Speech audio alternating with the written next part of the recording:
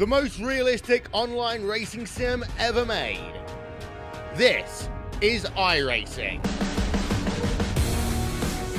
Detailed laser scan tracks, fully dynamic real-world cars, and over 50 series to choose from. 6 online world championships offering over $100,000 in annual prizes. This is the original esport racing game. This is iRacing.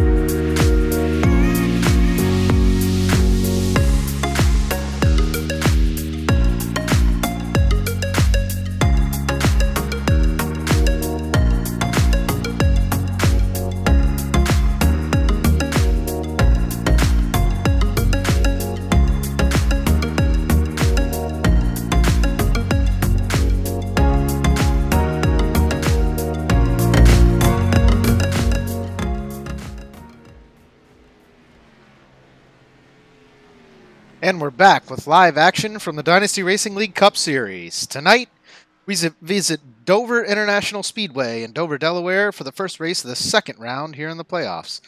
This series has shown itself to be Dynasty Racing League's highest level of competition and the best of what the DRL has to offer in terms of grit and pure racing ability. With 4 of 16 drivers eliminated last week after Charlotte, we're down to just 12 remaining here in this postseason. My name's Ryan Branch, in the booth alongside Martin Wenzel for 200 miles around Dover tonight. Martin, they call this the Monster Mile. It features high banking corners with insanely fast speeds, upwards of 150 miles an hour on such a small track. Some of us know how it differs from the plate track that is Talladega, except for next week on the schedule.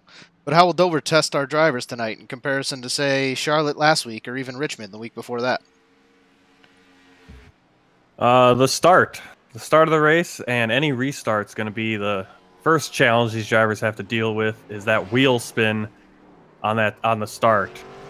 Last night in the Grand National race, we saw kind of a little bit of a shaky start for the whole field. No yellow flags that whole race, if I'm remembering right, but that start was a little bit shaky. Ryan Hesgaard took off and kind of, it looked like he had a hiccup, and then when he did actually get going, he went spinning and kind of got very wiggly. Everyone around him, it went 3-4 wide. And so wheel spin is a real danger on these starts and restarts at this track. And I'm sure we'll have a number of restarts as well, because in addition to that wheel spin, coming out of turn 4, I think is the hardest one coming out, because you get that speedy and kind of coast up, and you hit that one, and you hit that wall coming out of turn 4, you're going right across the track, right in front of everyone else. Well, it looks like we have a bit of a cool night tonight. Only 68 degrees here in Dover, Delaware. But as you guys just saw, David Wellborn in the 96 starting his qualifying lap does spin the car out in the first corner there. So, as you were saying, Martin, conditions looking a little bit slick here at Dover tonight.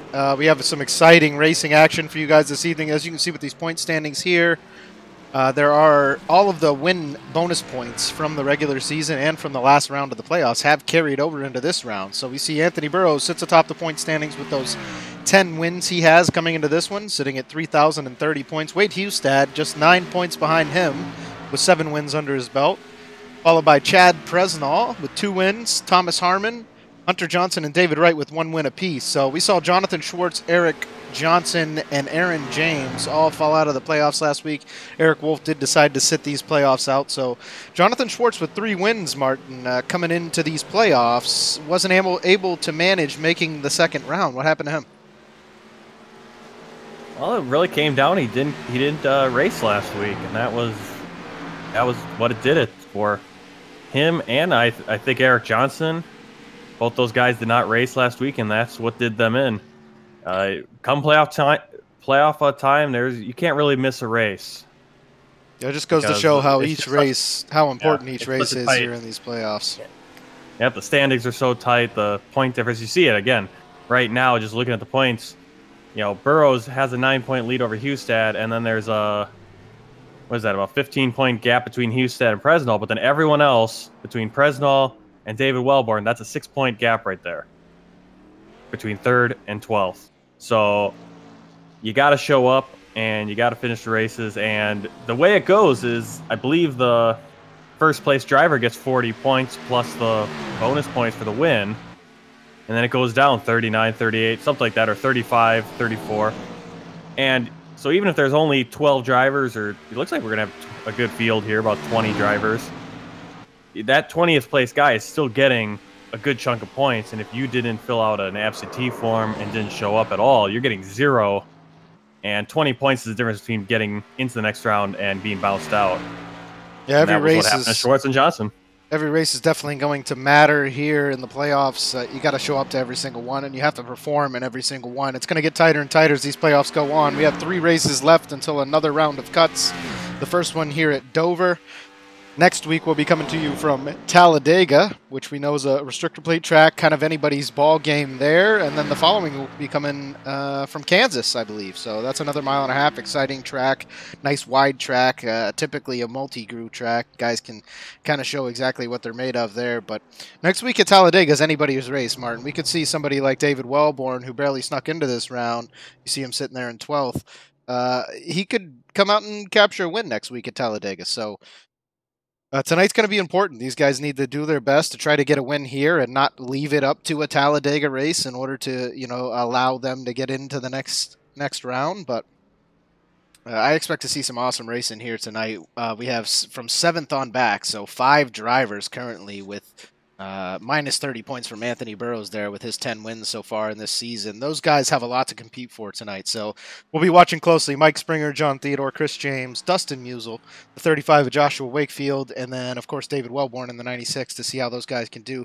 I know David was talking last night, Martin, during his broadcast. He's feeling pretty good here at Dover. Thought he might be able to come away with a top 5. We haven't seen that yet from David this season. We've seen a few top 10 finishes from him in the most recent past few weeks. But what is it going to take for Wellborn to put together a top 5 here tonight? Well, it's in our series. It's not so much survival, but I think it is if you can stay on the track. Stay on the track, keep the car clean. You're going to give your shot. You're going to have a shot. And for Wellborn, I think top 10s, top 5 would be great. Top 10s is what he's looking for sure, because as we whittle this field down, now we're down. The cutoff line is down to 8 drivers, so you can't just finish a race, because that's what kind of hurt Aaron James. That he consistently finished right at the back of the field the first round, and that's what got him bounced out. So now this next round, you can't just expect to finish the race and be finishing 15th and be okay. You need to get a top 10, a couple top 10s. And be consistently up there. Yeah, I'd say the number one thing here is staying out of the wall, especially out of turn 2. If anybody watches NASCAR or follows that on a regular basis, they kind of talk about there's 2 different tracks here at Dover. I mean, the corner is a completely different racing surface than the straightaways are. Basically, when you come out of that high banking that these corners have, you drop onto a flat racing surface. It's complete 2 different driving surfaces completely. So there's definitely going to be some changes. These guys need to stay out of those walls, exiting the corners, make sure to get as much straightaway speed as possible. And they followed along last night with Ryan Hesgaard in the car a couple times, and just how smooth he was. You need to avoid letting off the gas on the exit of the corner. If you get in too early, you're going to have to let off the gas coming out. And if you get in too late, well, you're just not going to have that straightaway speed in order to stay in front of the guy that's behind you. So let's go down and grab Wade Hustad, who is our pole sitter for tonight. He's won 2 of the last 3 races.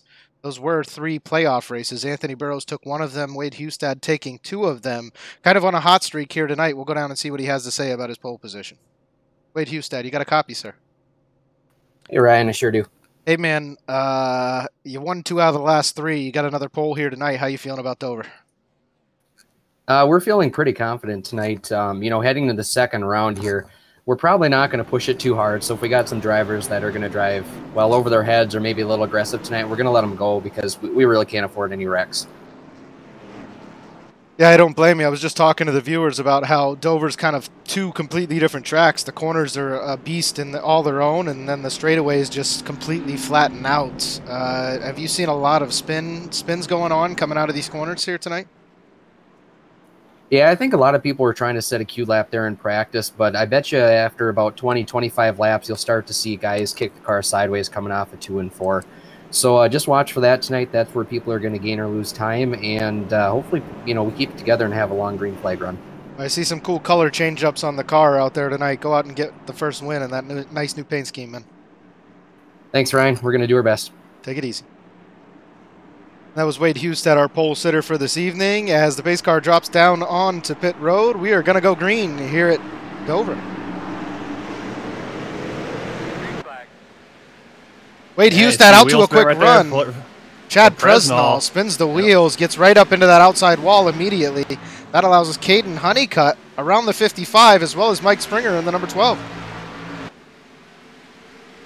Well, from experience, I did the NIS on a couple days ago, and I was up in 3rd place. That guy took off, and he waited.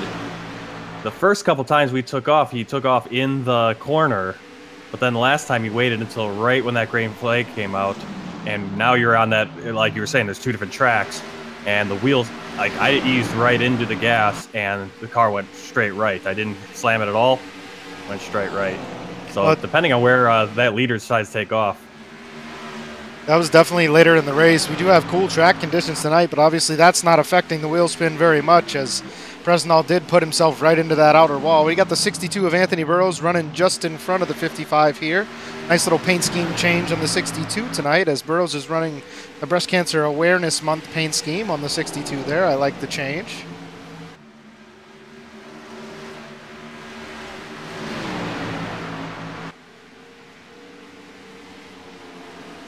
And Chad Presnell, who started in the second position, already running fifth after that horrible I wanted to say restart, but start to the race there. Chad Presnell with a few minor mistakes, Martin. I feel like every time we interview him, it's this situation where it was a mental error that kind of cost him the race or cost him positions or two. Yeah, and that's going to hurt him. He's got a little bit of damage there, and that slows down. That cost Burrows and Springer. It kind of forced them to fall back a little bit. There's that big gap now between Hustad, Honeycutt, and then the rest of the field. And Presnell's giving it to Burrows right now. He's kind of right on his bumper going through these turns. Well, and Johnson catches the wall there, coming out of two. We saw it last night in that Grand National Series. I know the race control and Tater Bowman came over the radio last night mid-race, you know, right after one of those spins. Thomas Harmon had decided to stay out, I think, on, or who was it? Somebody decided to stay out on some older tires and had to come up over the radio and tell the guys, hey, listen, I know it's, you know, I know you did everything you could to avoid him there. Actually, that might have been last week. Was that when Harmon stayed out on old tires? Yeah, that was Charlotte. Harmon stayed out. Tater had to come over and let him know, hey, I know there's nothing you can do to avoid him. There is a rule here in the DRL about maintaining your lane on the restarts, but when the car in front of you is spinning up into the wall, there's only so much you can do. Yeah, and that kind of bit Carl Dotson a little bit last night. He got a black flag for jumping the start, and it actually turned out that it was a misunderstanding of the rules on Ryan Hesgaard's part, is that he did speed up and then kind of level off his speed, and in our league, as soon as the leader takes off, everyone can go, right? Yeah, that's it. That's the start. But Hesgaard thought it was, you know, it's a green flag on the initial start, and so he was just kind of checking to make sure his tires wouldn't spin and kind of tricked Dodson into going, and I'll admit that it was a missed call on my part. And as we have Caden Honeycutt passing the 32 of Wade Hustad, so Honeycutt into the lead. Here late in the season, Honeycutt has been a force to be reckoned with, Martin. We saw when he first entered into the Cup Series here in the DRL, he liked to start in the rear of the field. I don't know if he did it on purpose every week, but he'd have to fight his way through a field, and he always managed to pull away a top five. These last few weeks, starting inside the top five and finishing there, Honeycutt's going to be a force to be reckoned with come next year. Do you have a new paint scheme for him going there, or is he still running the Corey Bush? I still see him in the Corey Bush Ford. Oh, okay. But he switched out. He's got some nice pink. He does have some pink tires on. So I was wondering if he did a little bit of paint change, because he's got his number, got a little pink on there. Yeah, so. He has some pink around the 37 on the outside. That's obviously just another shout out. Making a subtle change, I guess. Yeah, that's another shout out to the Breast Cancer Awareness Month, which is October. So I know at work right now we have a whole, you know, I sell cars for a living. We have an entire thing going on at work where we donate to the, you know, foundation for every single vehicle we sell during the month of October. So this is the month to do it. Everybody seems to be jumping on board with that, and it looks like Caden Honeycutt and Wade Hustad are kind of taking off from the field here. Mike Springer, who did get out to that early jump after Presnell took into that outside wall, he's fallen back a bit from these two leaders. Yeah, I'm looking back in the field. Eric Johnson, who started 17th, and Thomas Harmon, who started last and 19th, have worked their way up to 14th and 15th, respectively. Wellborn, who started second to last, has fallen into that last place position now. So he's got some work to do. Yeah, Wellborn in the 96 said he was feeling very comfortable, but I'm pretty sure he races that fixed setup throughout the week, so that doesn't give you these dynamic track conditions.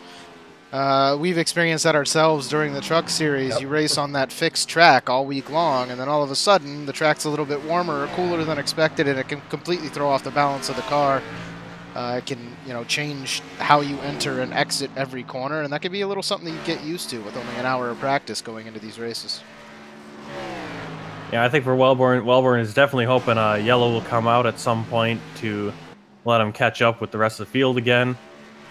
Yeah, sometimes that's an issue that maybe you just don't feel comfortable. And there are 200 laps here, so he has time, but he only has time if a yellow comes out, because otherwise he's going to fall way too far behind. Oh, and Thomas Harmon almost into the back of the 21 there of Eric Johnson. He wiggles up real close to the wall. The 82 of Chris James having a great race so far here tonight. He currently sits in the 13th spot, and Harmon and Eric Johnson known for being up in that top 10. I don't know if it's these guys struggling or if Chris James is just that good, but those guys seem a little out of their element back there in 14th and 15th right now, Martin. Well, they've been working, yeah, they've been battling their way up from starting in the back of the field. Eric Johnson putting down a slow time on purpose. Harmon actually didn't get a time. Must have hit the wall because he did not get a black flag or anything. I know these guys spend a lot of that 1 hour of practice ahead of these races trying to get those qualifying times down pat.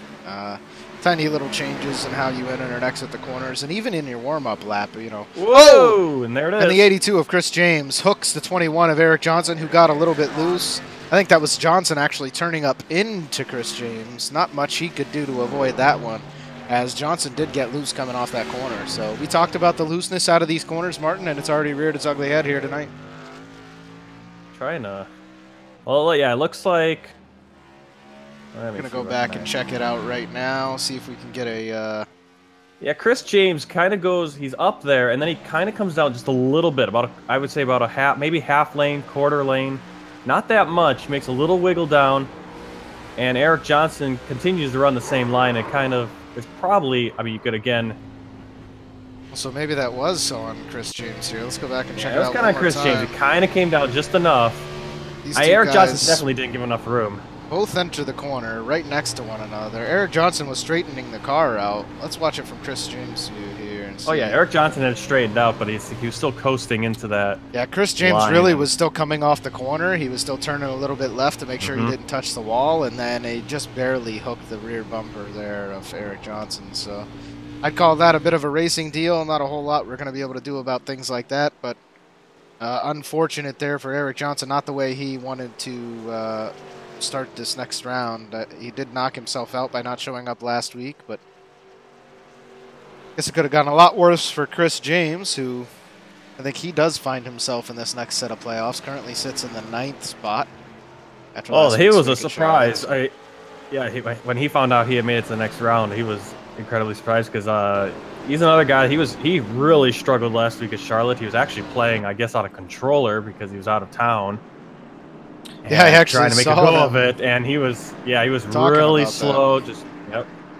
And he was super surprised that he made it to the next round, and that's totally because Schwartz and Johnson didn't show up. Schwartz and Johnson show up last week. Chris James is not in the playoff in this round. He's out. So we are still under replay here. We're going to watch these guys enter and exit pit road under replay. That way I can catch all of the action as they come off of pit road, but we will go back to live racing action here in just a moment after this pit stop. Yeah, not the best way to say thank you for missing last week's race to Eric Johnson. Because basically Eric Johnson missing last week's race allows Chris James to go to the next round. Yeah, definitely not the way to give thanks for that. I saw the top 4 guys all get into their box nice and easy, Martin. Looks like they're able to get in and out quite handily. Caden Honeycutt with a very fast pit stop, but Wade Hustad in that front pit box is able to grab first place out of that. Anthony Burrows passes Mike Springer. So now we have Anthony Burrows sitting in 3rd. Yeah, it tightens everything back up because there was that big gap between Hustad, Honeycutt, and the rest of the guys because of that sloppy restart. You see Chris James slow rolls off of pit road, and just you guys saw the wreck that Chris James just got in there with Eric Johnson. He comes off of pit road quicker than the 55 of Chad Presnall. So that early damage Presnall did to his vehicle obviously required quite a bit of repairs down there on pit road. And Presnall once again finds himself in the back of a field here, not where he planned to be so far tonight, Mark. Well, I think Presnall might have actually gotten a speeding penalty too, because I'm watching live here, and he's all the way in the back of the field behind David Wellborn. And I'm trying to figure out what Wellborn's doing. He's kind of riding in the apron. Is he going to go in the pits again? I'm not sure why Wellborn would have to. Have we doubled up yet here? We have not. No, I'm it's gonna still grab single Chad file. Presnell and pull I him up think. into the booth real quick. Chad Presnell, Yeah, you got a well- copy? Yeah, I got you. Hey man, you spun the tires on that restart. What happened down there on pit road? Did you just require quite a bit of repairs, or did you get a speeding penalty as well? Yeah, I got an AOL. Unfortunate Just- start to your race here tonight, man. You are in that next round of the playoffs. Go out there and get him, buddy. We know you can pull it off. 10-4, we'll be digging up. Yeah, so Presnell did get himself a speeding penalty there. End of line, all the way to the back of the field. So Presnell's got some work to do. And nobody's going to give it up easy here tonight, Martin. We have, how big is the field here tonight? 19 drivers in this field this evening. 12 of them still remain in these playoffs. So nobody's giving a position away without fighting for it. Yeah, Wellborn just went down pit road on that last time around. He's coming out. He's going to have to catch the back of the field now. Not sure why he waited until they had doubled up to go down pit road. So David Wellborn technically currently only sits in the 18th spot, as Eric Johnson now sits 3 laps down there in the number 21. He's still on pit road getting some repairs. Yeah, Wellborn losing 1 position going down pit road, fell behind Presnell, who had the EOL. Hustad takes off. There goes Hustad once again.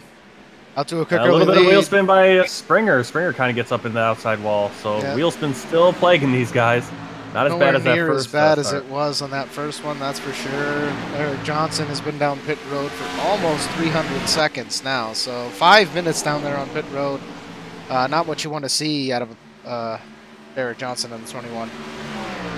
Yeah, but talk about the wheel spin. Even if you don't have wheel spin, a gap opens up in this field because some guys are able to get off that start quicker than other guys. It's not like most races where the field kind of stays really close through that first lap. It's spread out really quick. Martin, these guys are driving these cars into the corner. I'm going to go down to the cockpit view here of the 37 of Caden Honeycutt, and you can see what I was talking about earlier, guys.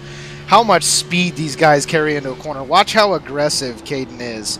He gets right into the middle of this apex, off the gas for a brief second, and right back into the gas as he fights the car around the corner.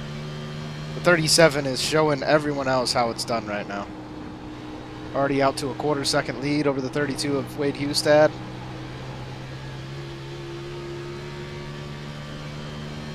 Hustad doing what he can to stay on his bumper there, but Anthony Burrows, who sits in third, already allowing a gap to present itself between him and the 32.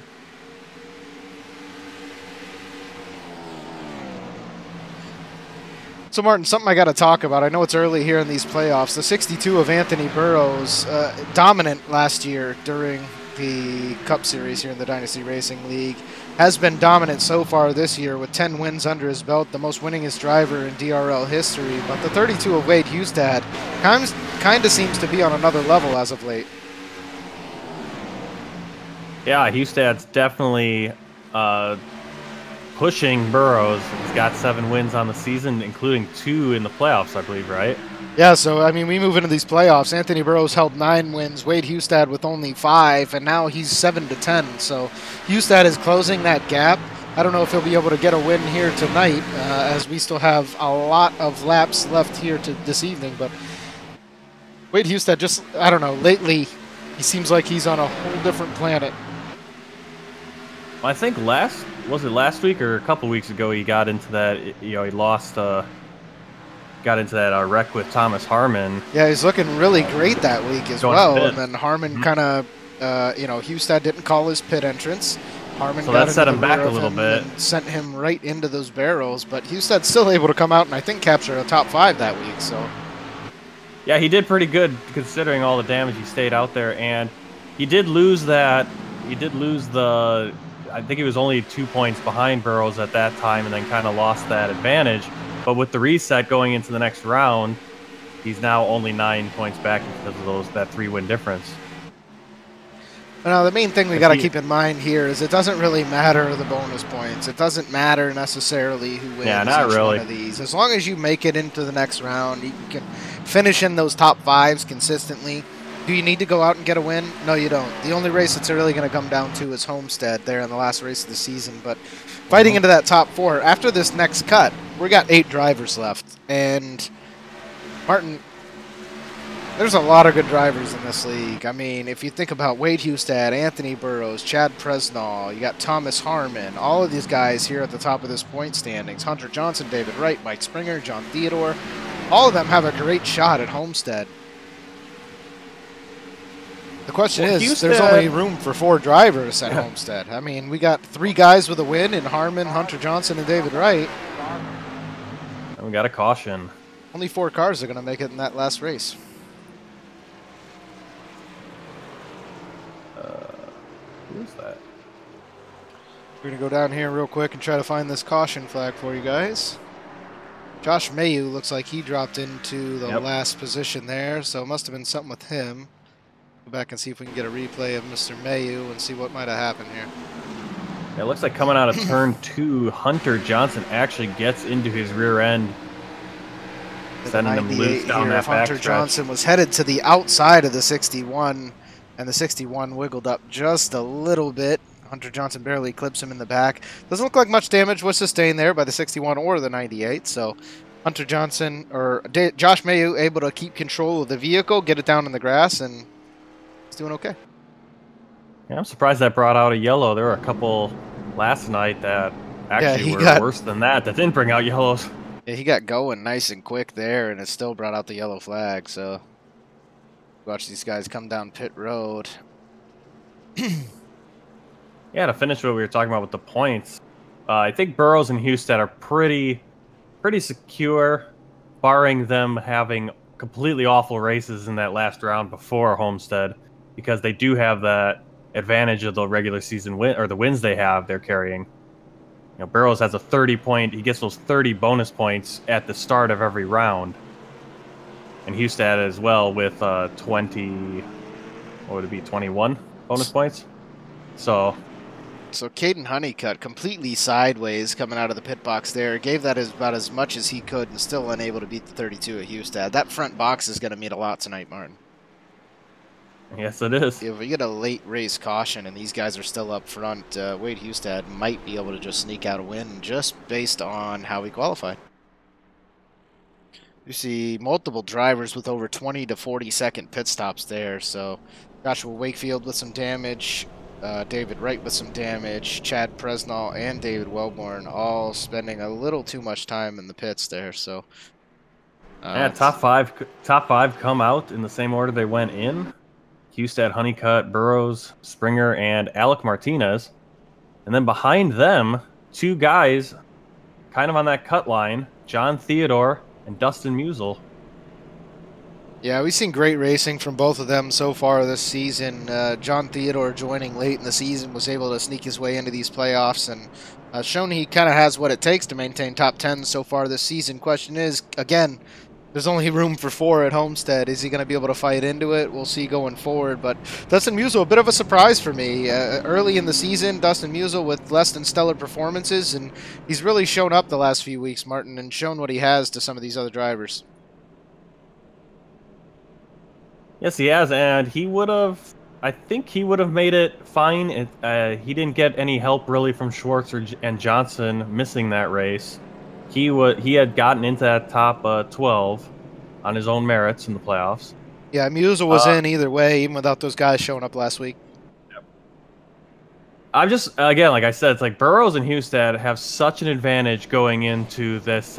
Once we get down to that last round, once we get into the round of 8, after this next 3 races here, they have such an advantage over the other guys because they do have that gap in wins, so they get those bonus points. So they have the best shot of getting in, and this might be a fight in the next round for 2 spots to get to Homestead, because Burrows and Hustad almost have the top 2 already locked down. You can't say all of that. There's anything that can happen in these next few races, but as it's gone throughout the season, as it's gone throughout the season, I mean, those guys really do lock up a top 2-3 spot week in and week out. But we did see, 2 weeks ago with Wade Hustad, anything can really happen, Martin. I know that Burrows has been absolutely the epitome of consistency so far this season, and you can't expect any less from him moving forward, but...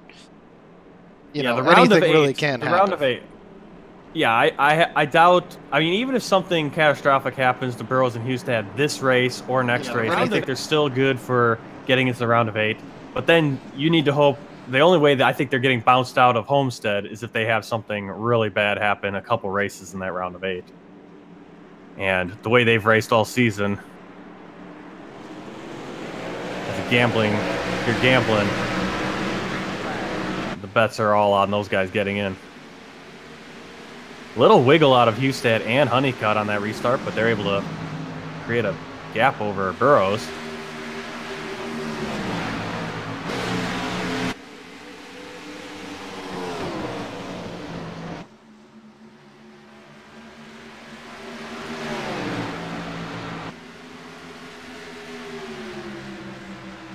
And Honeycutt making a move already.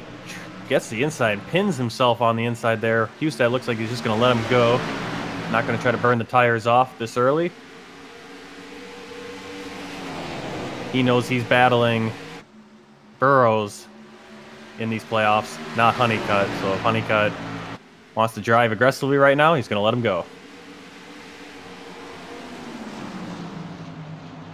Thank you to all of our viewers for tuning in this evening. Just posted in the chat tonight. If anybody has any questions for us, we would be happy to answer any of those questions. But Honeycutt, I mean, Hustad and Honeycutt have kind of ran away from everybody else already here tonight, Martin. They seem to be the two class of the field here at Dover. And Hustad looks to pass him, he looks to pass him right back, etc., etc. They've done it since the beginning of this race, and they've tended to put a gap on the third-place car, who happens to be Anthony Burrows right now. And well, they got into each other right there. Yeah, Wade Hustad. And, you know, that's what we just saw earlier from Chris James. That 82 wiggled down a little bit. The 21 was still coming up out of that corner. The corner's not completed for the inside guy. You still feel the tightness of the car pushing towards the wall, and you have your wheel turned completely to the left. Same thing that the guy on the outside's feeling. But his corner finishes just before yours does, and he's still turned to the left just a hair as you're coasting outward. So if that guy on the outside doesn't get his real wheel turned back straight early enough, it can cause some contact.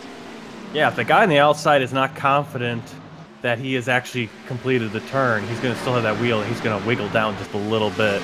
Now, some guys are good, and like Honeycutt, you just saw there, he got right up to the wall, did not come down at all. It's only so close you can get to that wall. I know how nerve-wracking it is in the car. You get real close to it, and you stay in the gas, and you don't let off the gas. You just let the car do what it does, and as soon as you come back out to that flat landing, all of a sudden the car will snap a little bit to the left if you haven't straightened that wheel out fully. Yeah, and you have to trust it, and if you're just a little nervous, and I think that was Chris James. I don't think Chris James, trusted that he was already out of that corner and wasn't going to continue coasting, and so he wiggled just a little bit down, and that's what caught Eric Johnson. Well, 44 laps in out of 200 here at Dover tonight. 2 cautions already here this evening.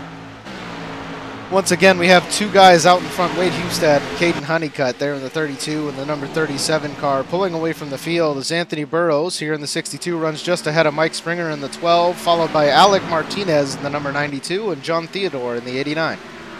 That rounds out those 2 guys. Go ahead. Yeah, rounds out the top. Top six. Yeah. Yes, sir. Burrows and Honeycutt, they got into each other, I don't know, almost 5-6 laps ago now. And Burrows was right up, got right into that group with them. And then just as soon as Honeycutt and Hustad were able to kind of straighten things out, they really separated from Burrows again. Yeah, they've been doing it all night tonight. The third place car, no matter who it's been, it wasn't Anthony Burrows earlier, it was Mike Springer, but they have put the gap on him nice and quick, and it seems like they're just the class of the field. I mean, Anthony Burrows and Mike Springer have been next to each other all night. Caden Honeycutt and Wade Hustad have been together all night, so maybe just a different class of driver tonight, Martin. Watching Anthony Burrows all season, and we've had this interview and we've heard him say this a few times, we've asked him this a few times, like, might he just be taking it easy right now and lulling everyone into that false sense of security? Or is this just not his track? Because it is early on here, we're only just about a quarter of the way in. Maybe he's just taking his time, no need to burn things off, figuring there will be a few more green flag stops or a few more yellow flags. Who's that you're talking we'll of? leave. Anthony Burrows? Burrows, is he just taking his time right now? You know, he's His done gap that in seems previous. really big. He's done that in previous races so far this season. He did it last year. Just took it easy, you know, kind of learned the track, felt everything out. He can't think that, you know, after 2 cautions already here in the first 40 laps that this thing's going to go green for the rest of the way. But with 152 to go, he's still learning the track at this point, Martin. He's going to bide his time. He's going to wait for things to tighten up towards the end of the race, and then he's going to go out there and give them hell. And I don't know. We've seen it every week, but those 2 guys up front look like they're poised to stop him. Yeah, I just think considering the gap that is opening between Burrows and the leader, even if he's saving his stuff, it just seems like but it seems like he's taking his time too, because, or at least he sees that those guys are running away right now, so he's not trying to catch them. There's no point in burning off the tires and putting himself in a worse position. So he's just kind of driving around right now. It's just what I'm kind of thinking. Maybe that's what he's doing. Maybe he's struggling. Maybe he just can't keep up with Husted and Honeycutt. Yeah, I mean, this long left in the race, trying not to burn the tires up too much. We do have Eric Johnson in the number 21, knocked out after last week. He is completely out of the race at this point. David Wright in the 44. He's currently in the 6th position on your point standings here tonight. David Wright is out of this race. He is going to finish in the 18th spot. And Josh Mayu, who's 1 lap down, or 2 laps down now, it looks like he is dropped out as well. So I didn't see those guys come down pit road. I don't know if they disconnected, if they just decided enough was enough. But I did hear. I'm hearing some chatter. I'm hearing some chatter between between those guys. Sounded like there was a little bit of a dust up between him and David Wellborn. I'm trying to look for it, where that happened. We see David Wellborn back here in the 96. Slight bit of damage to the right front of the 96 car, but he is to the back of the 35 of Joshua Wakefield. Seems to be doing okay out there. Doesn't seem like he's down on power, so not sure what happened to the 44 and the 61, but that cannot be the way David Wright planned for this evening to go. Yeah, that's not a good position to put himself in. Yeah, I went all the way back to lap 36 on that restart, and I haven't seen anything with David Wright. I'm just going to kind of go through here. He was battling with Wakefield and Wellborn, and then he was coming up on... Let's try to get him in here for a quick interview and see if he'll chat with us.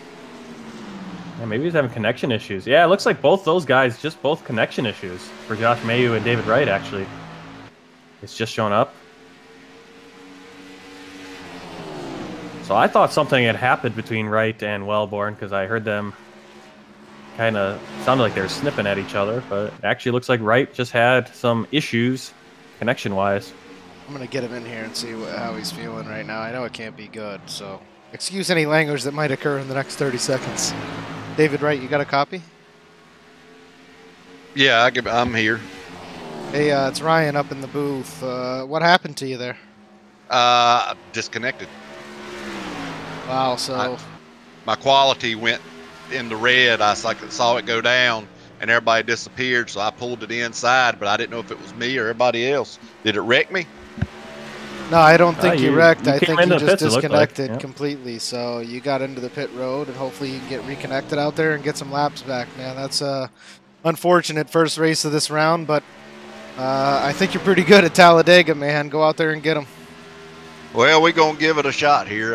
Going to be a lot of laps down, but yeah, it's one of those things. What can you do? Wish you the best of luck, man. Appreciate it. Well, that's a real unfortunate. So now David Wright's, he's sort of in that position that Aaron James found him in after the first race of the first round.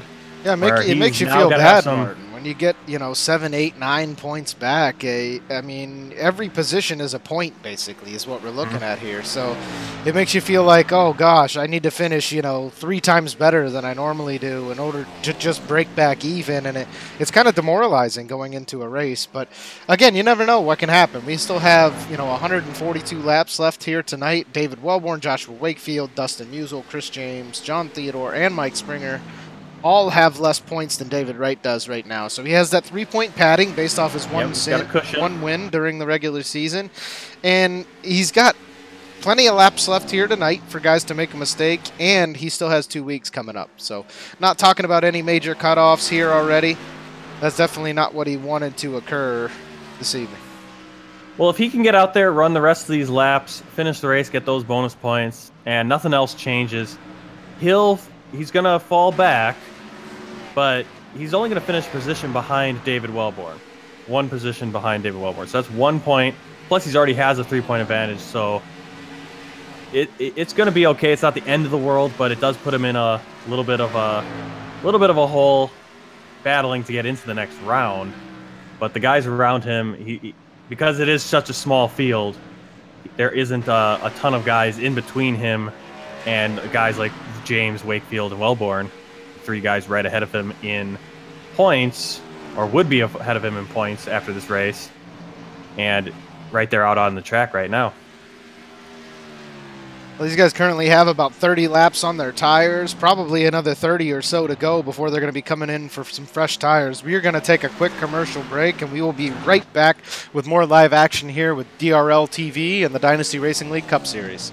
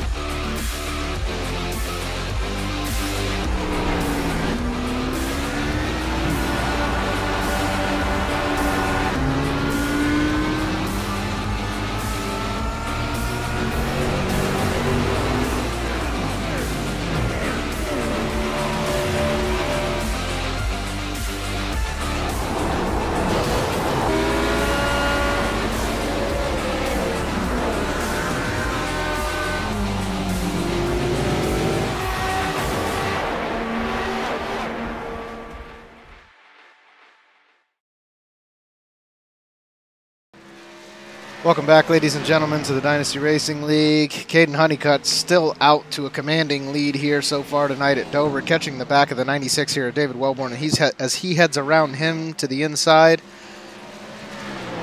Anthony Burrows, little housekeeping. Moved into second. For you. Oh, sorry. What was Burrows that? in second. Well, a little housekeeping. Thomas Harmon, I don't know what happened to him on lap 63. He kind of went down into the apron coming out of 2.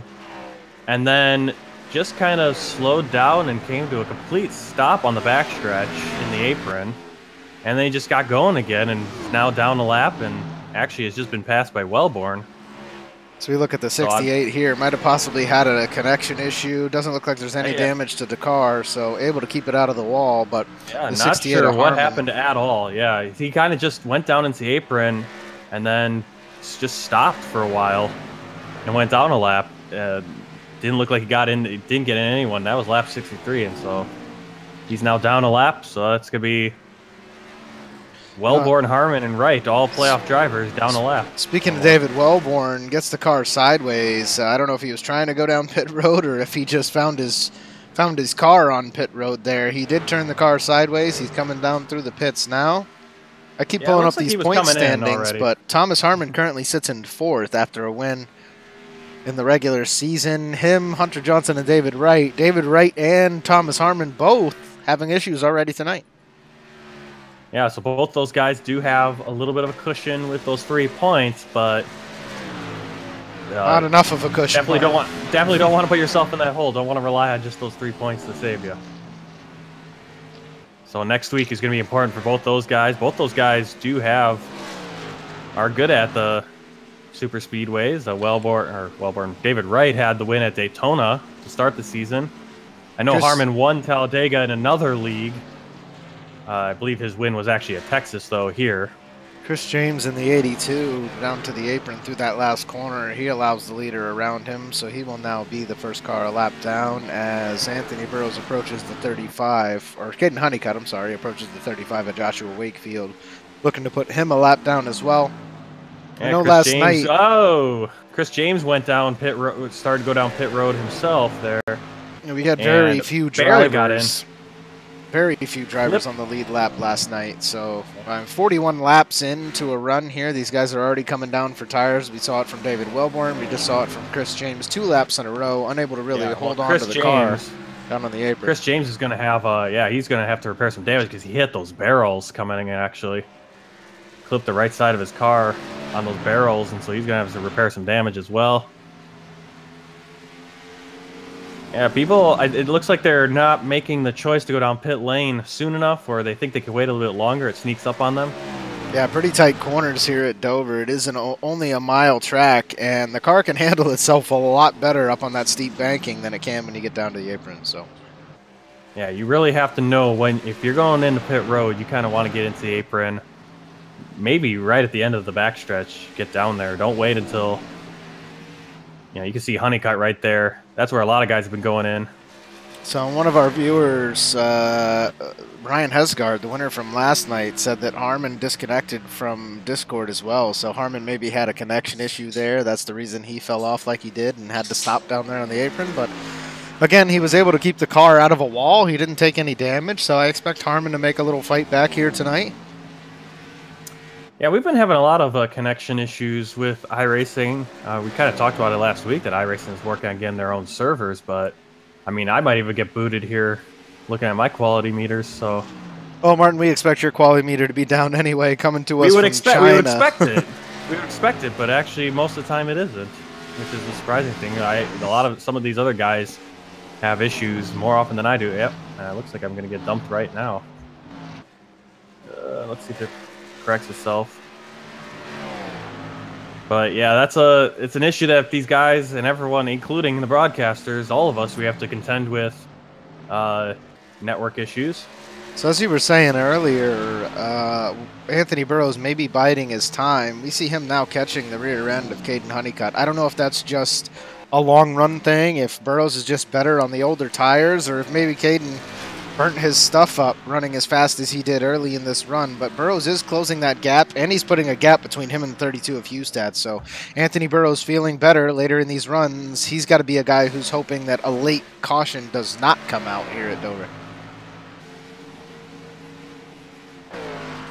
Just behind them, Mike Springer in the number 12 currently runs in the 4th spot. And Chad Presnall, after spinning the wheels early in this race on that very first start, in the number 55, he is back up to 5th right now and is closing the gap between him and Mike Springer. So Presnall definitely making quite the recovery. Alec Martinez runs in the 6th position in the number 92. Hunter Johnson in the 98 runs in 7th. And John Theodore in the 89, he runs in the 8th position right now. So Dustin Musial down pit road. Looks like he's going to come down and get some fresh tires. 48 laps on the tires right now for these guys who are still out running. That's 13 drivers left on the older tires since that last restart. David Wright, the first of which to come down and get new tires, not because he wanted to, but because he had some connection issues there in the 44. He runs in the 17th spot. So David Wellborn in the 96, whether he meant to or not, did come down and get some tires after almost losing control of the car coming down pit road. He runs in the 15th position. Dustin Musil, who just came in, being passed by Wellborn just now, so he runs in 15th as Wellborn moves into 14th. And Cameron Harmon is the last car that is 1 lap down. So him, Joshua Wakefield, they're in the 35, and John Mullins in 11th place. They are all 1 lap down to our leader, Caden Honeycutt. None of which have come in and gotten fresher tires. So Caden Honeycutt able to make that pass all the way around the track and get around these guys without coming in for tires yet. That says a lot about the 37. Yeah, Honeycutt looking for his second DRL win, or second DRL Cup Series win. And it's a guy that he only raced 9 races this season. This will be his 10th, so he missed the playoffs due to that. But definitely next year he's going to be a guy who's going to be pushing Burrows and the rest of these guys who we've got up here in the top of the playoffs. Hustad. I mean, it's going to be a tough field next year with guys like Honeycutt coming in.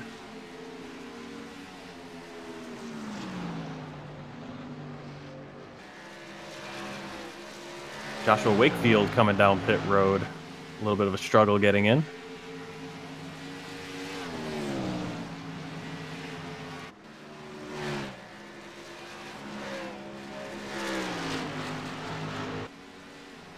Yeah, I mean, I feel a little bit bad for Harmon there. He put together an impressive run. He was a guy we saw last year in this Cup Series.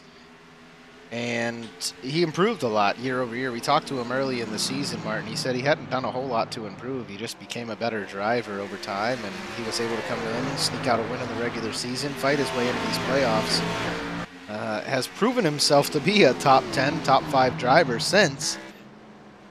But have to avoid little hiccups like that in order to make it into this final round of the playoffs. Yeah, and that's like I said, it was a connection issue where he had to pull off, but he kept his car alive. He only went down a lap, and so I'm looking at I mean, if he can get past Mullins, he'll be in that lucky dog position. Yeah, he fought his way all the way back up to 11th right now. The number 64 of John Mullins, the only one who remains in front of him in order to grab that lucky dog away. And if Mullins comes down and takes a pit stop, I mean, Harmon is the last guy that's still out here on the same tires from the last restart. So 56 laps these guys currently run on. John Mullins just in front of him, then Jim Westerfield in the number 9 is the last car currently on the lead lap. He only has an 18-second gap, though, so the gap has gotten large between John Mullins and Jim Westerfield. Thomas Harmon definitely has a top 5, 6, 7 car tonight. He just needs to avoid any further connection issues and keep gaining spots. Yeah, and hope he doesn't get wrecked out by someone trying to pass him. We talked earlier. He's a little slower. We talked earlier about anything can happen. You know what I mean? And that's even the smallest thing, like a connection issue. We talked about it a couple times this year about how you can kind of relate it to maybe an equipment failure in real NASCAR. You know, like Joey Logano early in the season when that giant wreck happened with Almirola and Danica Patrick, where his brakes on the right-hand side of the car, the back right, I think they just shattered. So his rotor exploded, it popped the tire, and he drove straight in the corner, basically, is what happened. And that's kind of how we can attribute these connection issues. And, you know, what if we do get down to one of those, you know, final 4 races and somebody just has an issue, like Anthony Burrows or Wade Hustad? You never really know what can happen to those guys. Yeah, well, and I think that's where it's a big deal for some of these guys. That's the next round is going to be real important, because any mistake that happens is amplified, because there is really no tomorrow. There is no next round. Homestead's it, and you got to get in. Whereas, like for Thomas Harmon, as long as he finishes well, and I think he's still going to finish top 10 here today, despite the connection issue, as long as nothing else happens, he's still going to be pretty good. He's still going to be solid, and as long as you finish in the top 8, again, the points reset. It'll be, I think, 4,000 points, and then Burrows will have 4,030 or whatever, you know, if he gets any more wins. Well, Harmon will actually have 4,003 based off of his 1 win. Yeah, Harmon, exactly. It still reset. Puts him in a good spot going into that next round, that's for sure. And he is now the first car that is a lap down. If we were to have caution at this point, he would get that lucky dog. And so for some of this, it's knowing your situation. I mean, we saw what happened to Jimmy Johnson in real life at the Charlotte Roval, where if he had just been content to finish second there, he would have been in the next round. Points reset and go on your way. We do have a new Instead, he leader, tried the to 62 of get a Anthony win. Burrows, collects himself a lap lead there. He's going to come Yeah, down he's pit coming down, road, yep. followed just Him and behind by Hustad. Wade Hustad, but Caden Honeycutt did make the pit stop there, allowing Anthony Burrows to get a nice lap lead. John Theodore, Jim Westerfield, and Thomas Harmon all still running out there on those old tires. So Harmon might just go for the stick around and grab a bonus point by leading a lap here. Might try to be the last car left on this lead lap, as our new leader is Mike Springer. So Springer going to get himself a bonus point. John Theodore just behind him, followed by Jim Westerfield, the number 4. And then we got the... then it's Thomas Harmon, and then the 32 of Wade Hustad looking to be the first car off of pit road here. We'll see if he's able to beat Anthony Burrows. He is not, even with that first pit stall, so Burrows the first one off of pit road there. Put themselves a lap down, but that will change very, very shortly. As you got to expect... a little bit of congestion. You got to expect Watching, Mike Springer and these top 4 guys to come down pit road very soon. Yeah, Honeycutt making his way between Sam Niederhelm and John Theodore. Theodore looks like he needs tires. Yeah, I think So I called it really about slow 30 compared. laps into this run. These guys have probably run to about lap 60 before they come in for a tire change, and these top 4 guys are at about lap 65 now, Martin. Yeah, so Thomas Harmon got his lap back there, running 4th, right in front of the leader, Mike Springer. Yeah, that doesn't bode well for Thomas Harmon. I mean, able to, get in front of Mike Springer and be back on the lead lap, quote unquote, but he does still have to come down and make a pit stop. And Anthony Burrows, who currently runs in 5th, the first car a lap down, he only has 2 laps on his tires. So I don't know how long Harmon wants to stick around out here, if he wants to try to be that last car and get that bonus point for leading the lap, but it's not going to be easy. Missed what happened to Dustin Musial. Musial's down 19 laps. He's been sitting in the pits for a while.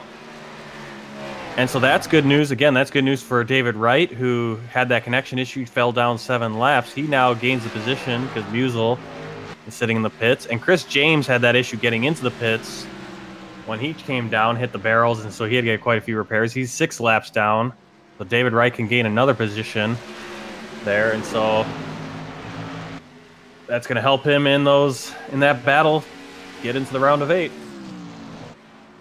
And we have Hunter Johnson, who currently runs in 14th, started 8th tonight. He is 3 laps down. David Wellborn out there, we talked about him early, Martin. He started in 18th, he's running 13th. He's keeping the car clean, and that's really what you got to do here at Dover. 2 laps down for him. Yeah, and he's in front of 4 other guys who are in the playoffs. So that's you're at the top 8 now. We just have Mike Springer running out here in the first spot, just on the tail end of the 68 of Thomas Harmon. These guys currently running about a 25.5-second lap. Their fastest laps are about 23.5 seconds. So over 2 seconds off the pace here on these old tires. John Theodore seems to be the best at handling it. His last lap by with a 26.591 there in the number 89 car. Theodore, we've seen some interesting pit strategies from him this season. You think these guys are going to try to stretch it for a long, long time here, Martin, and go with fewer pit stops than some of the other guys, or what? I mean, we're 70 laps in right now. Yeah, I'm wondering if it's strategy or if it's kind of they've stayed out too long now and they kind of almost have to stay out and hope for a yellow. I don't know, strategy or stupidity. How long can you go on fuel is the question, because if they can stretch it another 15 laps or so That's also on true, fuel, then they can run an 80-lap stint all the way to the end of this race while everybody else is going to have to come back down for tires. So might be interesting to watch these top 3 guys continue to run on these old tires. Yeah, in real life, the guys have a whole crew doing calculations, figuring out the gaps and how the gap is closing. We don't have a whole production crew to help us with that, so Yeah, we don't. Kinda We just also we also don't have a nice little tracker that tells us almost down to the T exactly how many laps are left in the fuel tank. there's a lot of That as calculation well. that goes on. We saw it a lot at the Charlotte Roval, the very first year of the Charlotte Roval in the NASCAR series. Guys had no idea how long was left on fuel, and it ended up not coming into play because there was an accident on that late restart. There was a caution that caused that late restart in the Roval in real life, but there were some definite serious calculations going on there, and how much fuel did these guys have left? Everybody was kind of coasting around the track, back in the corners, way up on that Roval course in NASCAR. So, Well, things. the gap is closing. Yeah. Yeah, a little bit Wow, different. look at that. But Anthony Burrows, Hustad, Caden Honeycutt, all able to come around. Thomas Harmon and John Theodore. Those guys still out Man. there running on those old Well, tires. Springer in the pits. And I think John Theodore, unless I think he can see how many more laps he decides to stay out here, if he's still hoping for that yellow because he's been passed by the guys on the new tires. Yeah, I mean, I'd like to go down and chat with him, though, right? Because even he's been passed very late in this run. So 75 laps in, I feel like he would have to at least get to lap 125 on these current tires before he pits in order to pit and then feel comfortable towards the end of the race. And I just don't see it happening. We're still 15 laps away from that point. Everything is obviously very slick. He is now running about 3 seconds slower every lap than he was at the beginning of the race. So those old tires taking a toll on the 89 of John Theodore. But he has been known to do some different strategies. So Yeah, I mean, Harmon in the 68 might be doing it now just because of the early incident where he did disconnect. He is now on to 78 laps on those tires as the 55 of Chad Presnall comes around him, 15 laps into his new run. And Harmon might just do it to prove a point here. See if he can get a couple positions back by only doing the... I call it a two-pit strategy, right? Obviously, those aren't the only two pit stops of the whole race, but we did have those two early cautions. The last one coming on, a lap 44, I believe it was. So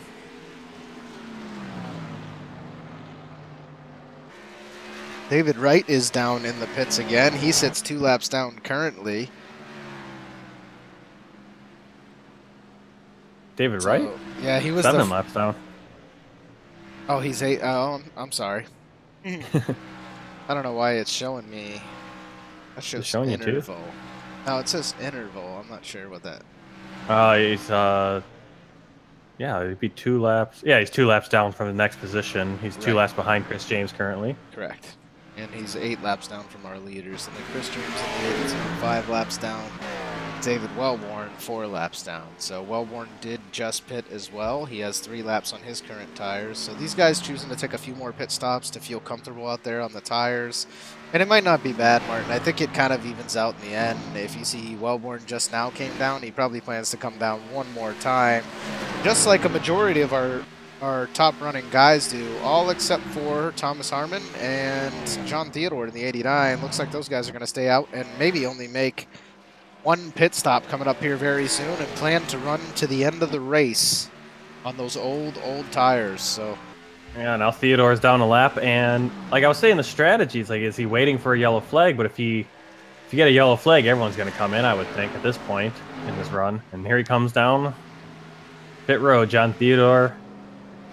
yeah, so Coming to get tires. 82 laps on his tires. We only have about 84 laps left here to run tonight. So Theodore couldn't make it to the end of the race. Yeah, but I think the yellow flag basically resets everything. Yeah, Unless the any yellow comes flag out. between here and the end of the race is going to ruin his pit strategy. But if we do go green, Theodore's got a chance. I think Thomas Harmon in the 68 has a chance. Because things tend to plateau, as we've seen in previous weeks, towards the end of runs, right? So Thomas Harmon is still running about 2.2 seconds off the pace of brand new tires. However, he was running about 2 seconds off the pace 15 laps ago. So for the last 20 to 30 laps, he's been running the same speed around this track. Yeah, he's still putting 26. That last one was 26 seconds. And Anthony Burrows just running a 24.5, so he's only a second and a half off of the pace of Anthony Burrows, our leader. How many laps does Alec Martinez have on his tires? 22. Because it doesn't seem like he hasn't really. I'll have to watch the gap. But it doesn't seem like he's really closed the gap between him and Harmon, despite having fresher tires. Well, he is still technically. Well, he's going to now. Well, he Yeah, actually Harmon is goes the into the 5th place driver now. So Alec Martinez just behind Chad Presnell on the 55. And that's your top 5 right now, and it's the true top 5. We got 23 laps on all 5 of those drivers' tires. Anthony Burrows in the 62 sits in 1st. Wade Hustad in the 32 sits 2nd. Caden Honeycutt in 3rd. And then you got Chad Presnell in the 4th position and Alec Martinez in 5th. And then 6th place, Mike Springer is working his way through the leaders here, right up behind Wade Hustad. He's going to be working to get his lap back. Yeah, Mike Springer's put himself in an awesome position, only pitting 12 laps ago. So if he's able to get back in front of these leaders, and then we do have a caution come out, Mike Springer will be looking pretty good.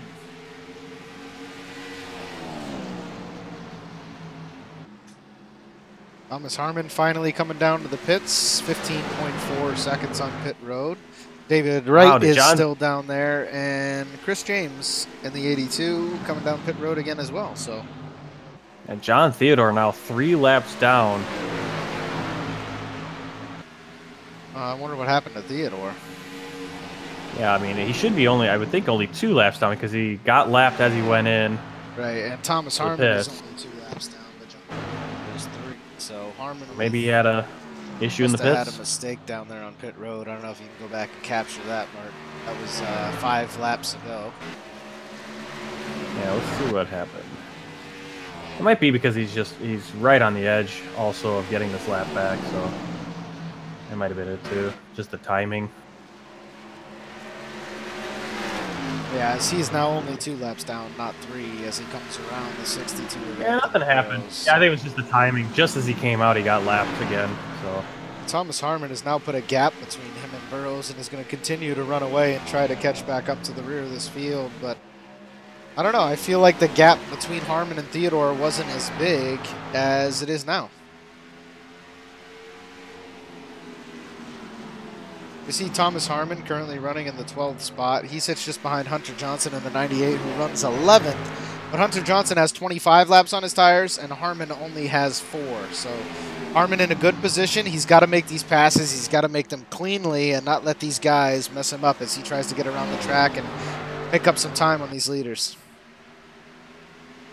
yeah, there's some battling going on between the top 3. Honeycutt was trying to get past Hustad a couple laps ago. We see the 37, the 32, and the 62, and there we have the caution flag. So, Martin. Oh, yeah, it was man. Thomas Harmon. Was it? Yep. Oh, no. What happened there? Yeah, again, he went kind of just dove down into the. But it looks almost. It must have been. I wonder if it's another connection issue. Because. Yep, screen froze up. So he did it again because that was exactly that. That was almost a mirror image of what he did earlier in the race, where he went right into the apron in 2 and then just came to a complete stop. So he's been having some technical issues on his end. Yeah, Harmon pulls it down to the left, turns the car sideways there in the Avril. Whoa! And it must have frozen. It must have frozen again. It must have frozen again because he just slammed. He just again in turn 2, coming out of turn 2, he went right into the inside wall. Like he had no control over the car, so he is having some serious issues, and he is going down pit road, and that might be the day for him. From the 68 here of Harmon, we're gonna watch this on replay. What Martin might have just captured, but Harmon cannot be happy about how things have gone tonight. I mean, to me, if it's freezing, if the screen's freezing, I feel like that's got to be compute issues, not connection issues, right? Because typically, if you have a connection issue, oh wow, he did. He dove right onto that inside line. Typically, right on your screen, if you're disconnecting, you see every other car on the track disappear. If all the other cars see you completely disappear, if you're having a connection problem, but for things to just lock up like that, either it is a complete connection problem, as in the internet went completely out. It wasn't a spike in ping or anything like that. The internet's completely gone. Or you had an issue with your computer itself. So It might be a connection. It might be a connection thing, one of those catastrophic connections, because I had that. I think Charlotte Winter during the Winter Series last year just drove right up into the wall. Right, and I think that has to be a everyone- complete loss of connection or Yep. something for a brief second, but then it still restores your position on the track. Unfortunate for the 68 of Harmon. He is still out here riding around under this caution flag, but definitely not how he wanted his night to go. Yeah. Now David Wright's sitting in pit road. Well, he's coming off. So I was just kind of looking. It's like if Harmon backs out, I think he's going to end up falling all the way back to 18th, just the way Musel and Wright are back out on the track. So we'll see if he tries to continue here, or if he's going to be a little bit of a hole, along with David Wright, going into this next race at Dega. Let's go see if we can grab Thomas Harmon and get a quick chat with him and see if that was just another disconnect on his part or exactly what happened there. I know he can't be satisfied with the way things have gone so far tonight. No, we can't. Where are you? I don't know. I don't even see him in chat, so maybe definitely having some connection problems. Yeah. Yeah, he's probably, well, if you're having connection problems, you might just shut down Discord and everything. Yeah. Make everything take up as little resources as possible on the computer. So everybody came down pit road there. John Mullins decided to stay out. Jim Westerfield, Josh Wakefield, Hunter Johnson, and John Theodore in the 89 is going to stay out. He only has 12 laps on his tires, so I think John Theodore makes it out in an okay position. He is a lap down. That's not what he wanted to happen. But all the cars in front of him that are a lap down are on much older tires. So if we have another caution come out before the end of this race, he is going to be able to get that lap back. That's great news for the 89 of John Theodore. But right now, Martin, we're only looking at 9 cars in the lead lap. Yeah, and 3 of those guys, or 4 of them. 2 of the cars on the lead lap are on old tires. Okay, yeah. Yeah, I was going to say 4 of them are not in the playoff hunt. Actually, 5 of them. Alec Martinez, Caden Honeycutt, Niederhelm, Mullins, and Westerfield. And so you have Burrows, Hustad, Presnell, and Springer battling in the top 9 on the lead lap. And that's where Springer needs to be. Springer is really looking to... Yeah, Springer could have a good finish here. He's going to get a really good jump on the rest of those guys, Harmon, Johnson, Wright, and Theodore. He's going to put himself right in the conversation. Everybody's doubled up here, getting ready to go green. Martin, I'm going to let you take us to the green flag. Focused on the 62 of Burrows, who currently sits second, because I expect Hustad to get the jump here. Wait, Hustad is Hustad first? Or is Burrows first? I think Burrows is first. So I'll focus on Hustad as I expect Burrows to get the jump. And I'm going to take a quick break. I will be right back, guys. Thank you, everyone, for tuning in. Lap 130 of 200 here at Dover. Big restart for Burrows and Honeycutt. Hustad slow, falls back in the 3rd, Presnell 4th, and Springer on the inside working for the pass. And they're going to be side by side down the backstretch, Springer and Presnell. Hustad getting right up on the bumper of Honeycutt. As those top 3 start to gap away from the battling Springer and Presnell. Springer falling back now and trying to hold off Martinez to stay in 5th place.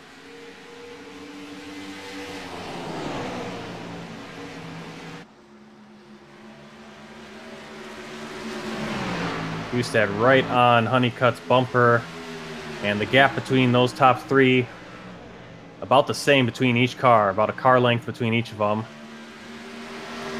Going into the corner, Hustad sucks up onto Honeycutt, and then the gap kind of goes back to a car and a half length between them. Coming out of the corner, Honeycutt's able to catch back up with Burrows, so we're seeing a little bit of the different lines they're running, or the braking points, getting back on the gas. Hustad gets in hot, but then he kind of loses a little bit coming out. Honeycutt goes in a little bit slower, and then gains back on Burrows coming out of the corner. Presnell in 4th all alone, trying to catch up with his teammate Wade Hustad. David Wright and David Wellborn have...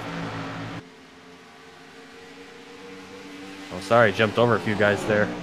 So Presnell in 4th, and then Martinez and Springer running 5th and 6th, and then behind them, David Wright and David Wellborn not running the same lap. Wellborn 4 laps down, David Wright 23 laps down. But those two trying to put down the laps, trying to improve their position in this first race of the round of 12.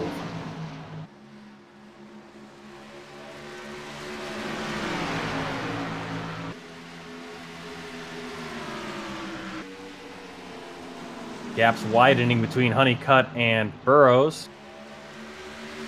And Presnell is actually getting a little bit closer to Honeycutt and Hustad.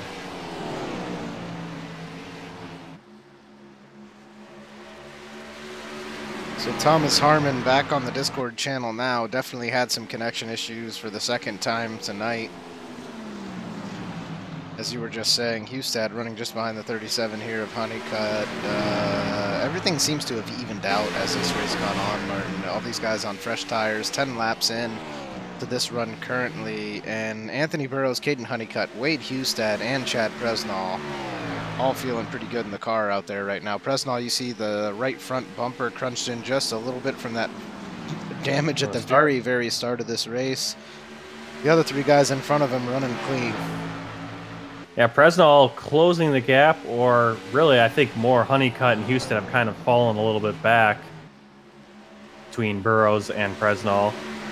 There was just about a car length between Burrows, Honeycutt, and then Hustad between each of those cars, and then there was a significant gap between Hustad and Presnell, and it's kind of now yo-yoed around a little bit. I don't know if Presnell's really gained it all on Burrows, and if it's just Hustad and Honeycutt kind of slipping back closer to Presnell than they are Burrows. Honeycutt making a good run here. Gets a little squirrely out of the turn there, but he is now back within a car length of Anthony Burrows. Yes, we just had in the chat of the YouTube channel, Thomas Harmon actually said that the car started to sputter a little bit in the pits, and he would not have needed to pit again. His original strategy was to stay out and collect the rest of the laps of the race on the same tires and try to pull out the win on the old tire pit strategy. But obviously that caution threw a little bit of that into the woods. Not going to work as he planned for it to work, but I think that was the same thing John Theodore was going. But Theodore able to stay out during that last caution, which Thomas Harmon actually caused. So. Yeah, Theodore down 1 lap in that lucky dog position. Hunter Johnson, Joshua Wakefield on the same lap as him, running 11th and 12th. And then David Wellborn 4 laps down. David Wellborn still sitting comfortably in that 13th spot, ahead of a few guys that are in these point standings. So good points night so far for Wellborn if he's able to keep the car clean.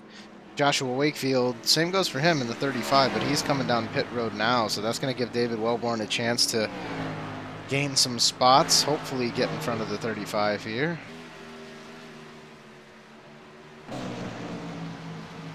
Caden Honeycutt, Wade Hustad, and Anthony Burrows all running very close to one another, so you know, I can't really say who's better or who's not here. I feel like Burrows is better during these long runs, Martin, but Caden Honeycutt definitely has a car early in these runs. Whoa, gets a little bit loose there again. Yeah, that was interesting. As soon as you came back, the gap between Honeycutt and Burrows was probably at its widest, and now they're back to where they were running right off that restart. And not only is Honeycutt going to get a little bit loose, but he's also making the 62 of Burrows a little bit loose as he takes the air off the back of the car. But we got to watch for these guys running so close to one another. The same thing we saw earlier from Chris James and the 21 of Eric Johnson. It's going to be tough. I mean, the outside car is making the adjustment at the last second, trying to stay out of the wall. He's going to be having that wheel turned a little to the left, and he's got to make sure to stay out of the car that's on the inside of him. He's going to try to pinch the 37 down. And they run inches from one another as they both get loose coming off that corner. 37 of Caden Honeycutt falls back in line as he has the 32 of Hustad nipping at his heels. And he kind of almost gets into the apron a little bit there, which could have been disastrous for the 37, but he's able to get the car back under him. All the battling by these guys allows the 55 of Chad Presnall to catch right back up to the rear of them. Yeah, and what's happening is Honeycutt, when he goes into turns, he lets off or he brakes a little bit harder than Hustad's expecting. And that's why Hustad usually sucks up on him, and going into turn 2 there, Hustad actually got into his rear end. There's a little bit of chirp in between the two of them now over the radios. Who's that, Honeycutt? Yeah, because Hustad got into Honeycutt's rear end going into turn 2 a lap ago. And that's just because of that different braking slowing point. Hustad seems to go in a little bit harder. And that's where he closes that gap. You can see he kind of closes it there because Honeycutt. Honeycutt pulls out of the corner harder, which gives him more more straightaway speed than the 32 of Hustad. So Honeycutt's always been one of those guys. I always feel like he's been one of those guys to chime up on the radio, not afraid to tell you how he feels about you, but all these guys out here racing, I mean, especially these top 4, they race around each other every single week, and they know how hard they're pushing these cars and how on the edge they're driving the cars, and how difficult they can be to keep the car underneath. So, well, I'm sure he takes exception to getting a little bumper from Hustad, because that could be the difference between a win, a second place finish, or finishing in the pits. Well, it can be, but then there's an exception you take. It's like Hustad putting the bumper to him or me putting the bumper to him, Martin. I mean, not exactly in the same realm. You know what I mean? Hustad's come out in this series. He's proved himself to be one of the top drivers in the Dynasty Racing League. And when Wade Hustad puts a bumper to you, it's probably because you should get out of his way. Well, and I don't think it was at all intentional. I don't think Hustad was even putting the bumper to him. It was just kind of the different braking point where Honeycutt is backing the corner up, and Hustad's going in a little bit later, and that's why Honeycutt's able to get off the turn and pull away.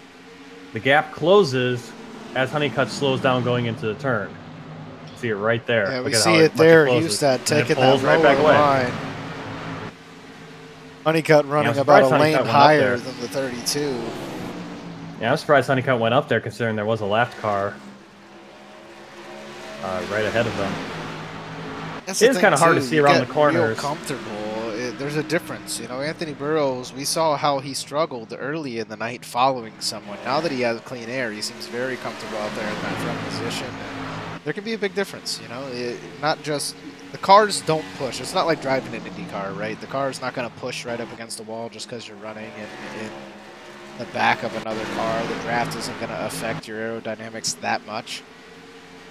However, now it can not allow you to run the premium line that you want to run. If your perfect line happens to put your front right quarter panel down on the inside of the rear left quarter panel of the car in front of you, well, that can cause some issues. Yeah, Presnall having trouble, and now he's losing a little bit of time.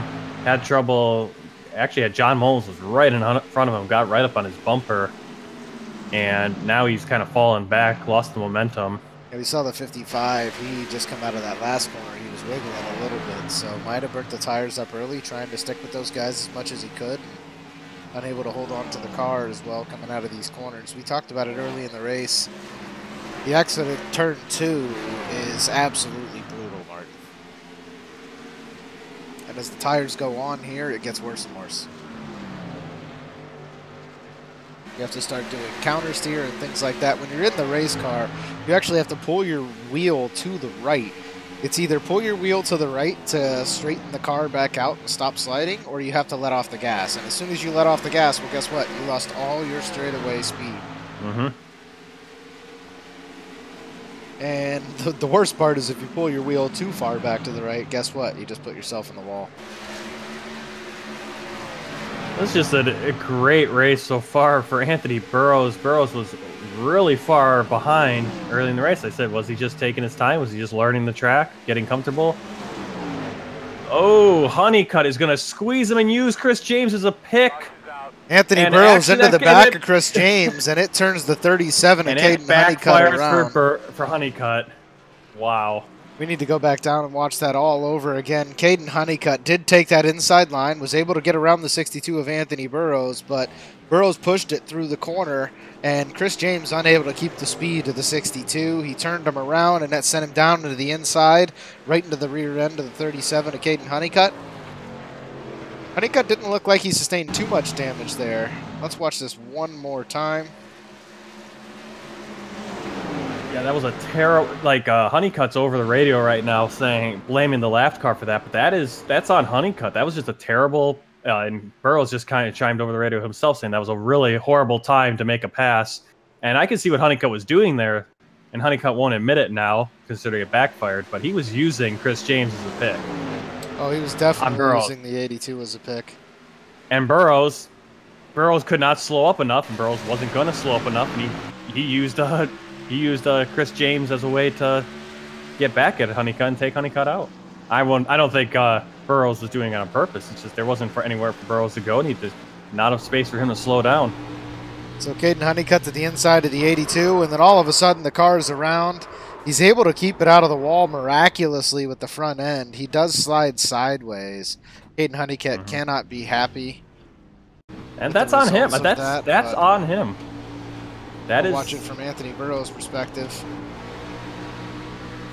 And he barely touches the rear of the 82. I know Anthony Burrows didn't mean to do that, but he was trying to stay out of Caden Honeycutt in the 37. Honeycutt doesn't look like he's going to fall too far back from that. Yeah, Honeycutt's not happy about it, and he's letting race control, and he's talking over the radio and upset with the lapped car, but that's on him. I don't think that's at all Chris James's fault. Chris James didn't pull in front of him. They wasn't, he didn't, for all he knew, they just came up on him really fast, and Honeycutt was on the low side trying to make a pass at the exact moment. It was just bad timing. And that's not a lapped car's fault. I mean, I don't know where Chris James is supposed to go in that situation. Well, definitely not the lap car's fault. If it's anyone's fault that the 37 is wrecked, it's the 62 of Anthony Burrows getting into the rear of Chris James. But Caden Honeycutt kind of used the previous corner, right? He gained a lot of speed off the previous corner.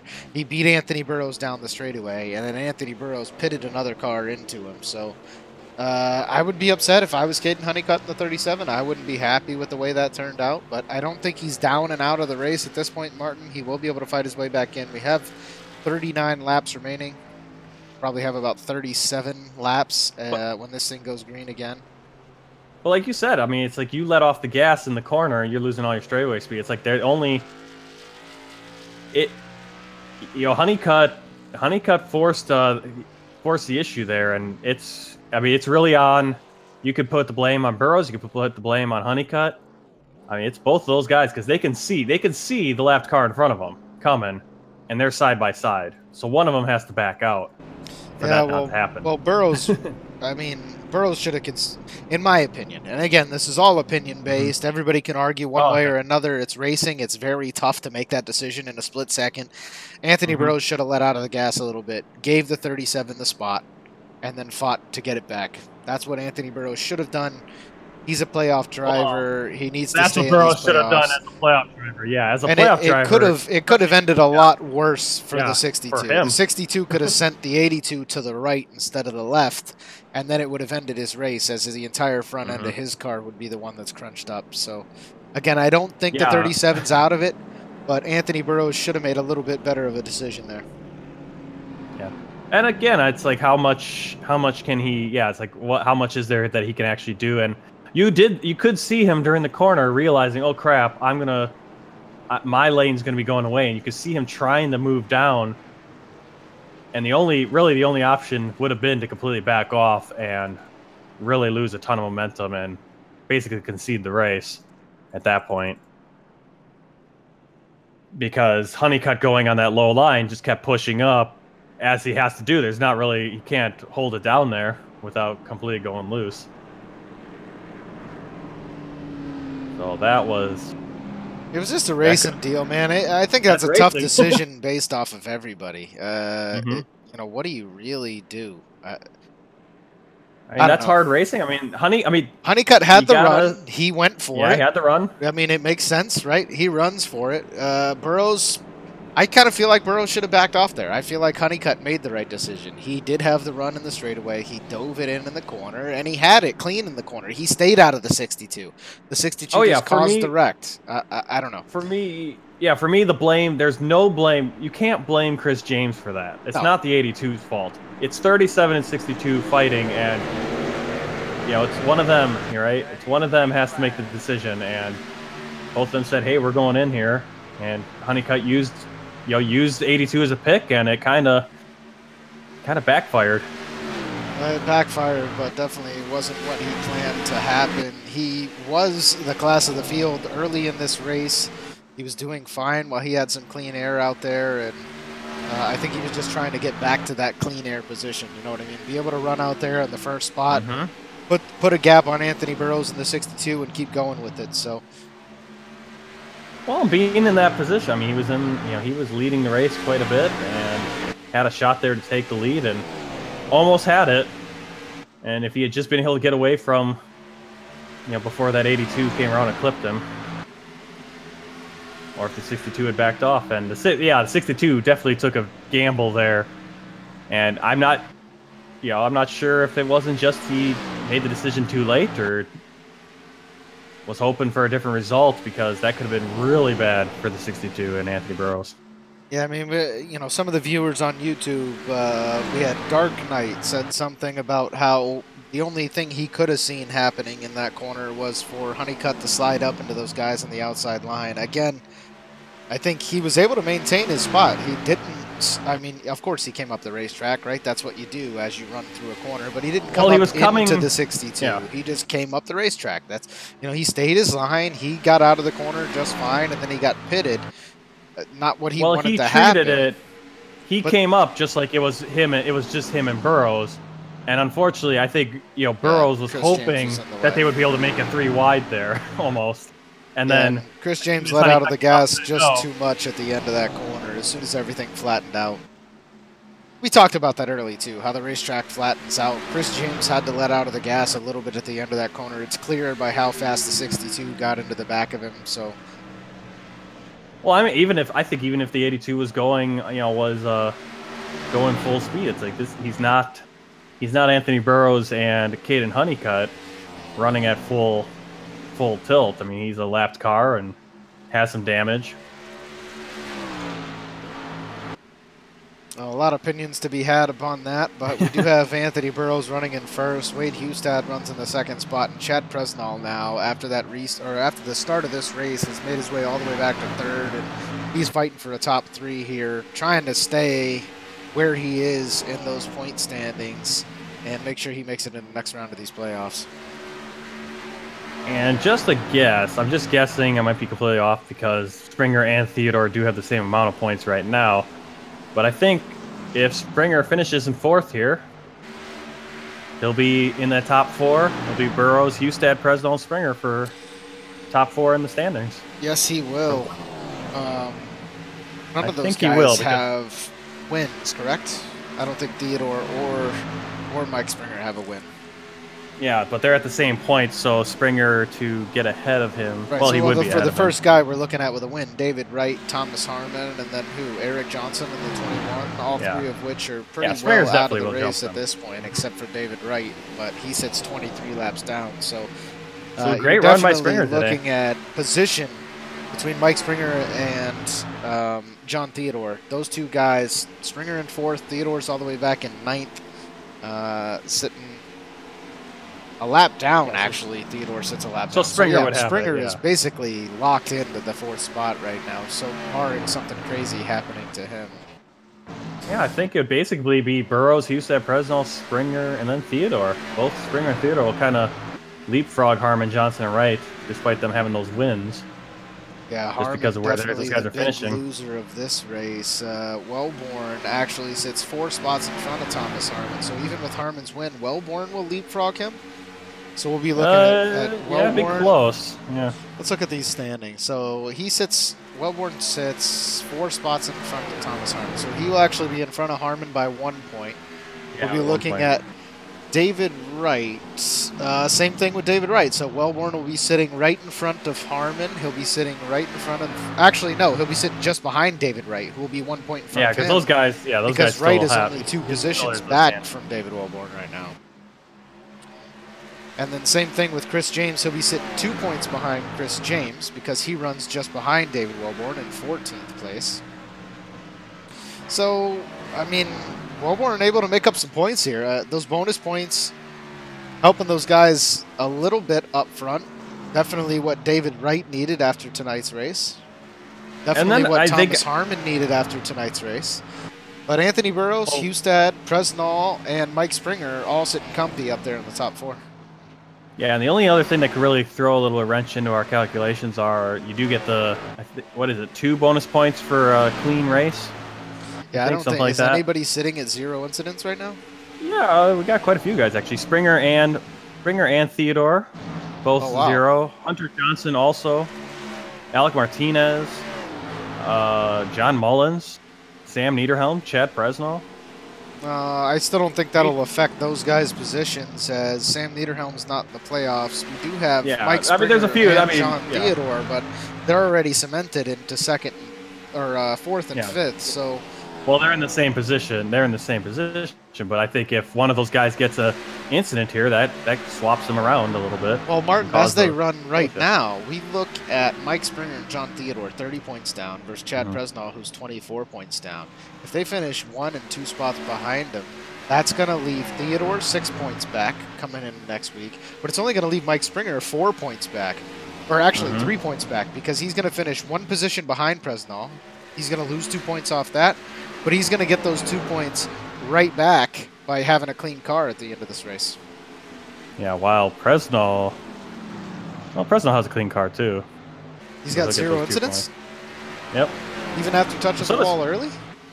Yeah, and so does Hustad. Even Hustad getting into the rear end of Honeycutt on that one didn't really cause any incident points. Honeycutt has those 4, but that's from obviously the latest caution with him and Burrows and Chris James.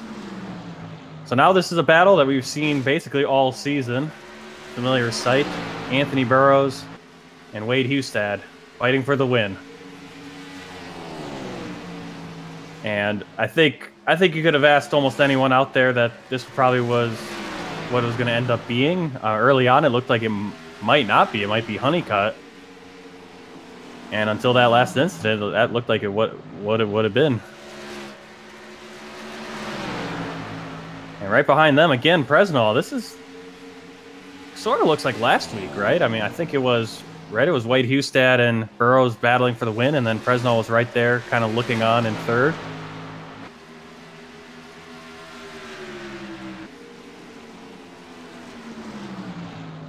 Hustad right on the bumper going into the turn, but coming out, Burrows is able to get a little separation. About, I want to say, half a car length between them, and then going into the turn, you see Hustad closes that gap. Yet, looks like he kind of got on the brakes a little harder and got out of his line. Didn't want to get into the rear end, and Hustad, he's really pushing catches the wall just a little bit.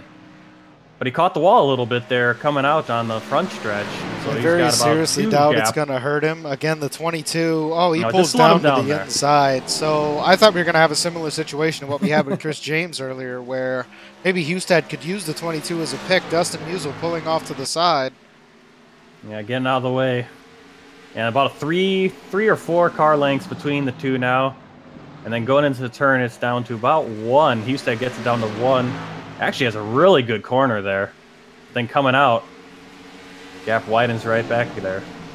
Yeah, I don't think it's going to give him too much damage or slow him down too much, but it did hurt his momentum. And he went from being right on the bumper, Burrows, to now being about 4 or 5 car lengths behind.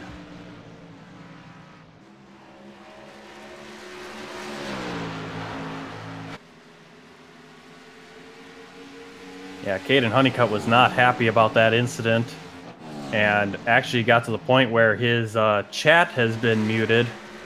So, yeah, I'm sure he wasn't happy whatsoever. No, we had one of the viewers spoke up on YouTube. I think it was Ryan Hesgard said something out there on YouTube. He is currently our points leader in that Grand National Series, yeah. but he said, you know, Honeycutt ran last week without a front end to his car and came back, and I think he captured a top 3. So he's definitely not going to let up on these guys. He has the 12 of Mike Springer in his sights, and he's going to push that car and give it everything he's got. Well, he's a dangerous kind of driver in a playoff situation, and Burrows learned that firsthand because as a playoff driver, these races really, really count for something. For Honeycutt, this counts for something. It counts for himself. He wants to win. He wants to finish it. He wants to show people, hey, I'm the best driver out there. But he gets wrecked out. It hurt. You know, he's not going to feel good about it. He's going to be upset, and you know, he's a competitor. But it doesn't hurt his season at all.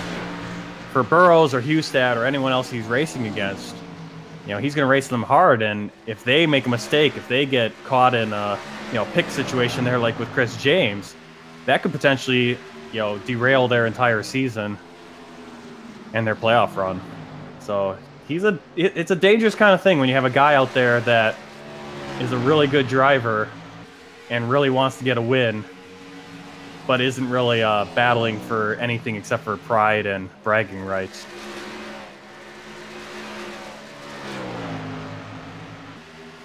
But we have seen, the last couple weeks, I mean, he's a really good driver, drove most of the race last week and finished top 5 with no front end. He was driving past people who had completely spotless cars. I mean, I talked about it earlier in the race, Martin, about how he comes out every week. He did join us late in the season, but he is one of those drivers I'll be looking for next year. He's proven it's got what it takes. Sometimes he drives aggressive, and I think he made an aggressive move on Anthony Burrows there, and I feel as if I was in the car, that would have been my move as well, but it didn't work out for him. And, yeah, I mean, it was a definite racing move there. I mean, when I saw it happening, I said, "Ooh, that is a." I mean, I was already calling it. It's like, wow, he did Anthony Burrows wrong there, but it kind of came back and bit him then. Yeah, pick or no pick. Anthony Burrows said, "I'm going to pretend like Chris James isn't here." Yeah.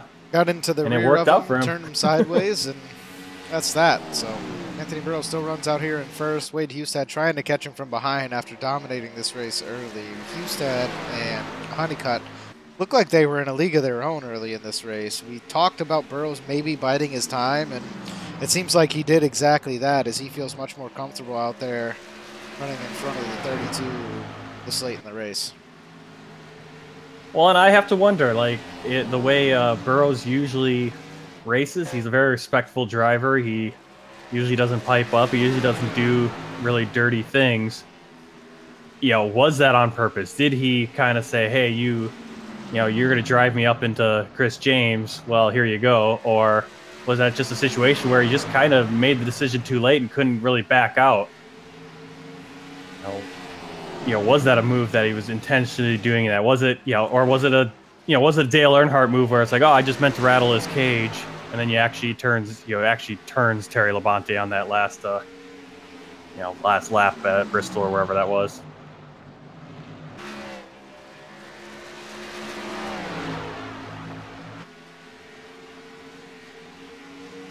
What do we have here? 5 laps to go? 4 laps? Yeah, 5 to go here. Can we come to the last few laps of this race. Can Hustad close this gap?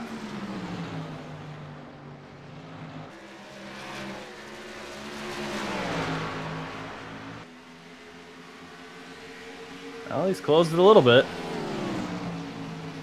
He's the same way he was on Honeycutt earlier. He would catch up close to him going into the corners, and then he would lose some speed coming out, but Hustad's not losing the speed coming out here. He got very close to that wall, and he is right on the bumper of the 62 of Anthony Burrows. This is going to be one heck of a finish from our top 2 drivers. Whoa, Hustad. Seen him kind of get a little loose there. Yeah, definitely. He was really turning it. Yeah, he definitely loses a lot of time. Get away. That might have been it. The 96 was on the outside. Well, he got really low. Both of them were there. Yeah, I don't think it affected him. He just got really low. He was right on the edge with that apron, and I think he even snagged the apron just a little bit. Chad And that might be Bresnall, what- who did hit that outside wall at the very beginning of this race, he runs in the third spot with Mike Springer right on his heels. Between those two and the 37 was the 96 of David Wellborn Jr. He runs in the 12th spot, but Honeycutt able to get around him, and we're going to take the white flag here as Anthony Burrows looks like he's going to capture another win here in the Dynasty Racing League. Make that win number 11 for the 62 of Burrows. Yeah, we didn't talk about these guys too much, but Alec Martinez, Jim Westerfield, Sam Niederhelm, all not in the playoffs, but they finish 6, 7, 8. Whoa, and the 62 of lap. Anthony Burrows gets the car sideways coming across the start-finish line. Wade Hustad doing his classic drift through the final corner. Hustad's going to finish in second, Chad Bresnall third, so one heck of a race. Yeah, that's something you could do. What you saw Burrows there, where you get that little squirrely, and I think when you're coming across for the checkered flag, it's not. I don't think your heart goes completely out of your throat, because as long as you slide across, you're okay. But Well, we are going to go to a quick commercial break, and we will come right back for post-race interviews and the unofficial results from tonight's Dover 200 here with the Dynasty Racing League Cup Series.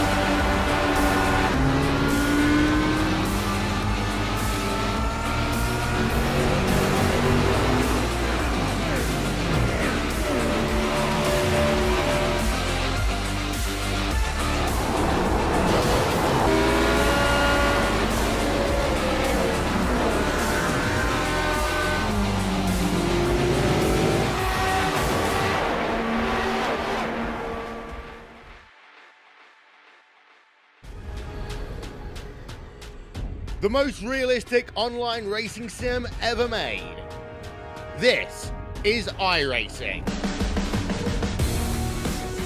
Detailed laser scan tracks, fully dynamic real world cars, and over 50 series to choose from. 6 online world championships offering over $100,000 in annual prizes. This is the original esport racing game. This is iRacing.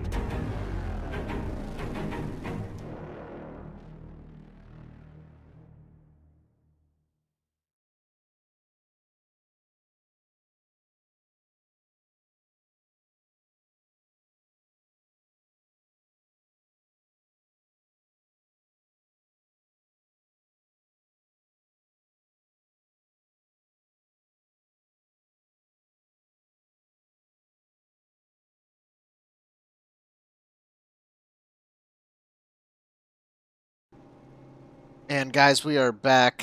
Anthony Burrows does capture the first position there with 93 laps led. Wade Hustad in the 32 finishes second. Chad Bresnall with no laps led after getting into the wall early. He's going to finish in third. Mike Springer fourth. Fifth goes to Caden Honeycutt. Sixth, Alec Martinez. Jim Westerfield in seventh. Eighth goes to Sam Niederhelm. Ninth, John Theodore. 10th, Hunter Johnson. We got John Mullins in 11th. David Wellborn finishes 12th, 5 laps down. 13th goes to Chris James. 14th, Joshua Wakefield. 15th position goes to David Wright. 16th, Dustin Musial. 17th, Thomas Harmon. 18th, Josh Mayu. And the 19th spot goes to Eric Johnson. That is going to wrap up the field for this evening. Heck of a finish here tonight, Martin. How are you feeling about that race? Heck of a race, wasn't it? Well, I'm looking forward to seeing the boxing ring after that. Yeah, that was a great race. I mean, it was up for grabs between Burrows, Hustad, and Honeycutt all day. I'm looking at the fastest lap time on the day. Wade Hustad, 23.143 seconds. That was lap 2. Him and Honeycutt both setting their fast lap on the second lap there. Yeah, I'm gonna go ahead How many and grab times? Caden Honeycutt, who finishes in the 5th spot after that late that late wreck. And Yeah, Burrows, Presno, and Springer set their fastest lap on lap 165. So see how Honeycutt's feeling after that one. I can't imagine he's too happy, but there's only so much you can do in that situation. So let's grab him and pull. That I should have won. Caden Honeycutt. This is Ryan up in the booth. Got me? Yeah, I got you. Hey, tough ending there for you tonight, man. You're still able to come away with the top 5. How you feeling about that one? I just think for the 5th straight race that I should have won, we've been taken out in a rather just stupid way. It's just getting really frustrating with that. I feel like Burrows just flat out wrecked him on just, he just flat out, I feel like he just flat out wrecked him just to take me out, to be honest, because we were catching him for countless amount of laps. I was leading the race early and on. I just feel like that's what he had to do to win, and well, he did. Fortunately, I'm not going to be very pleased with it next week when we go to Talladega. So, it just sucks for a 5th straight race. I just hate to be doing that kind of stuff, but it's just kind of holding grudges, which I don't like to do. Definitely some tough racing by the both of you. Led a similar number of laps tonight.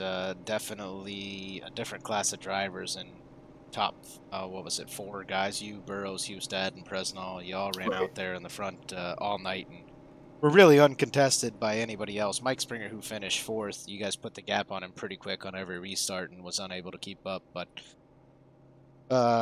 another great race from you here in the DRL. I expect you to come back next season. You have showed up here, last few races or every race here towards the end of this season. The Dynasty Racing League, I mean, do you really get other racing like this anywhere else in iRacing? Probably not as much as and I do other ones.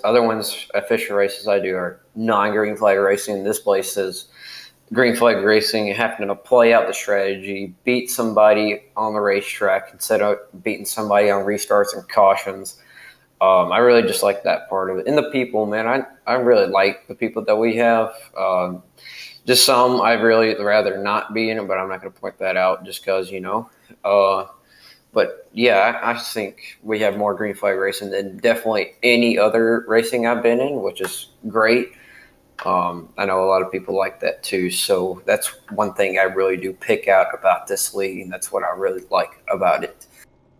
Well, thank you, sir, for continuing to show up, even though you are not in these playoffs, and we can't wait to watch you in the Winter Series and next season. You got a shout-out you want to give to anybody tonight? You guys for doing an amazing job. Thank you for dedicating your time and your night just to watch us race on iRacing, just promoting us. John Theodore for letting me run his paint scheme, support his Twitch stream tonight. Unfortunately, again, we didn't have the result that we wanted, but and also people that worked on my ARCA ride that last weekend really pitched in for that. And just, thank you guys. I will probably see y'all next week, hopefully, for sure. All right, man. We'll see you at Talladega. Have a good night. Y'all too, guys. Take care.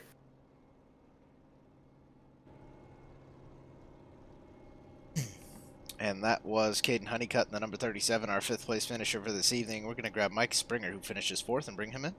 Mike Springer, you got a copy? Yeah, how's it going? Hey, man, you come away with a 4th place finish tonight. You started 5th. As it stands, you only got to be top 4 to make it into Homestead, man. How you feeling going forward? I don't know. Talladega is, just kind of a gamble there, so we'll see what happens there. If I get a good finish there, I'll feel pretty good. That's why I wanted a good finish tonight, and I don't know what's after Talladega, so we'll see. That'll be Kansas coming after Talladega. Hopefully you're okay at the 1.5 miles of Kansas, but You I'll were try to able figure it out. You were able to hang around 4th, 5th all night. It seemed like those top 4 drivers, Burrows, Hustad, Presnall, and Honeycutt, were kind of able to run away from you there a little bit. Were they just that much faster, or were there certain parts in the race where you felt like the tires were coming to you? No, they were faster. I actually stayed out on a long run, and that was my last pit stop when I pitted at like lap 110. If it stayed green, I was done pitting, and I was going to see if that strategy played out. I think I would have been okay, or at least stayed in the top 5 with that, because it puts them 2 laps down every time they pit, and the fall off isn't as great here. It kind of levels off at about 24 and a half seconds or so. So I don't know. I was kind of taking a gamble and trying to win the race, but we got a yellow. Yeah, it was yourself, I believe John Theodore, and Thomas Harmon in the 68 who had some connection issues earlier in the race. All of you guys stayed out there for a while. Didn't know how long of a fuel run you actually had. 90 laps was good, though, yeah? I was too short, but I could save. In the race last night, a teammate saved 8 laps on a 70% fuel run, so I knew I could save it. So it wasn't going to be a problem, but it was just keeping the tires, the right front kind of on there was going to be the problem. Yeah, I saw the fall off happening pretty quick, and then it did level out, that's for sure. Congrats to you, man, for finishing 4th, moving forward in these point standings. You're looking pretty good going into next week at Dega. How you feeling about that race? Oh, man, I like to push, so if somebody wants to go to the front, just get on my bumper, and we'll go. And I like the high side, so let's do it. Well, there you go. That's a shout out to anybody who's in the league watching this race. Mike Springer wants to be shoving you on the outside. Thanks, Mike, for joining us tonight. Congrats again on 4th. You want to shout out anybody tonight? No, just everybody in the league. Good racing tonight, guys. That was a lot of fun. And then you guys do an awesome job. So I look forward to watching that later this week sometime. And yeah, we'll see you guys next week. Yes, sir. Have a good one. We'll see you at Dega. Okay, bye. That was Mike Springer, our 4th place finisher. We're now going to go grab the 55 at Chad Presnall, see what he has to say about that race. He's our 3rd place finisher tonight. Chad Presnall, you got a copy? Yeah, I got you, Ryan. Hey, ugly start to that race. You were able to pull out a 3rd. How you feeling, man? I feel good that, I stayed in it and just kept digging. It was certainly unfortunate to start the race off like that. It was a real bummer. Felt like I was driving with one hand behind my back all night with that right front damage, but I'd say we made the best of it. We talk about it every week. There's always some minor mental error, whether it's on pit road, and I think you did have a speeding penalty early in this one. How are you going to correct that moving forward, man? I need to quit my job, quit working so hard, and start taking it easy where I can be a little bit more mentally fresh when it's time to get on here. Yeah, it can definitely be tough when you only get a few hours of practice every week. But you and Hustad really coming out and showing everybody what you've got. Say you make it to Homestead at the end of this season. How do you feel driving around that track? I'm going to have to log a whole lot of laps because I've turned maybe 15 in a truck, and that's it. But I don't want to count my chickens before they hatch, so we'll just see how it goes, and I'll probably start easing in and making some laps here or there. Well, that's the right mentality. A lot of mistakes to be made between now and then. Congrats again on 3rd place. You want to shout out anybody tonight? Yeah, just the norm. Shout out to Anthony. Heck of a win. I seen him and Wade up there battling pretty good. I was trying to dig to him, but just couldn't get it. Wade, Caden, appreciate whoever was behind me on the initial start, not just tearing me up when I ate the wall like that. So that was pretty cool. And one more shout out to Martin on the new DRL logos, man. Them things are top notch. Thank you. All right, Chad. Well, have a great night, man. We'll see you back next week at Dega. Yeah, bud. And now we'll grab Wade Hustad, who finishes in 2nd tonight. Did capture that pole position. Wade Hustad, got a copy, man? Yeah, I do. Hey, 2nd place. You did capture the pole. I felt like you were the class of the field early. You and Caden kept running away from 3rd position, no matter who it was at the time, but Burrows pulled it out late. How was that able to happen? I mean, do you think just biding his time, or did you kind of drive a little sloppy there at the end? Well, initially, I was just looking at trying to keep my tires worn evenly between the right front and right rear, and it seemed to be working. I was only about 2% off, and temps were pretty decent. But when you do that, you give up so much time, center of the corner. Caden was kind of pushing the limits there in the beginning part of that race. So really came down to just kind of letting him go and just riding behind. But at the end there, he had that track position, and with the setups being identical, we really had to dig to try to get something. And I'd catch his bumper, and then I'd either catch the apron or get a little loose off the corner. So I kind of blew it myself, but again, I had that little angel sitting at my shoulder telling me, hey, this is a points race, and we have to make it to Homestead to even have a chance at that championship. So I kind of was pushing but trying not to wreck the car. So I think we came out, in a win in our eyes tonight. Yeah, you got to push as hard as you can, but you got to think about the points and not just trying to, go balls to the wall, quote unquote, for the victory when it's not really necessary. So put yourself in a solid position to progress to the next round, if not Homestead, towards the end of this season. How do you feel about Talladega next week? It's going to be wild card. I think they made some changes to the draft model. It'll make it a little bit easier to suck up and hopefully pass. From everyone talking kind of in chat, it sounds like it should be pretty fun. So I'm actually looking forward to it. It was kind of a drag going to Daytona and Talladega earlier this year. It was just kind of single file. You ride till the end and hopefully not get wrecked. So we got to have a good point showing there because we don't have that win at least solidified us into the next round yet, but we should get there on points. So hopefully it doesn't come down to really digging like tonight because, between Anthony and I, we were really pushing it at the end, probably a little too hard, but I saw his tail would wiggle and then right behind him, mine would do the same thing. So we'll take the next race, one race at a time and see what happens. Yeah, I know people tend to avoid the official Talladega races throughout the week. Hopefully you can get some practice there this week and figure out that new model that they put in. And we'll see you back next week at Dega, man. You got a shout out you want to give to anybody tonight? Yeah, just the group that was with us tonight. Chad was racing well. David Wellborn was with us, and we had a pretty good showing tonight. I was pretty proud of those guys. But hats off to Anthony for the win, and it was good to see Mike Springer run up front, and hate to see the luck that happened to Thomas. But what a great group, guys. I mean, it's pretty competitive, and look forward to next week. All right, buddy. We'll see you then. Have a great night. You too, man. Take care. Well, now we got to go grab the man of the hour, Anthony Burrows, in the number 62. He finishes in the first spot. I don't know, a little bit of controversy maybe surrounds him tonight, Martin. We'll see what he thinks about that. Anthony Burrows, you got a copy? Yeah, I got you guys. Hey, you started in fourth. How do you really feel about yourself at the end of this race? I don't really know. I'm not really the biggest fan of the. I don't really like how that wreck turned out, like the 40 to go. I don't really think it was anyone's fault. Like in particular, it's kind of really all three of us. Definitely not my proudest win, but I'll take it. Don't have to worry about Talladega or Kansas at this point.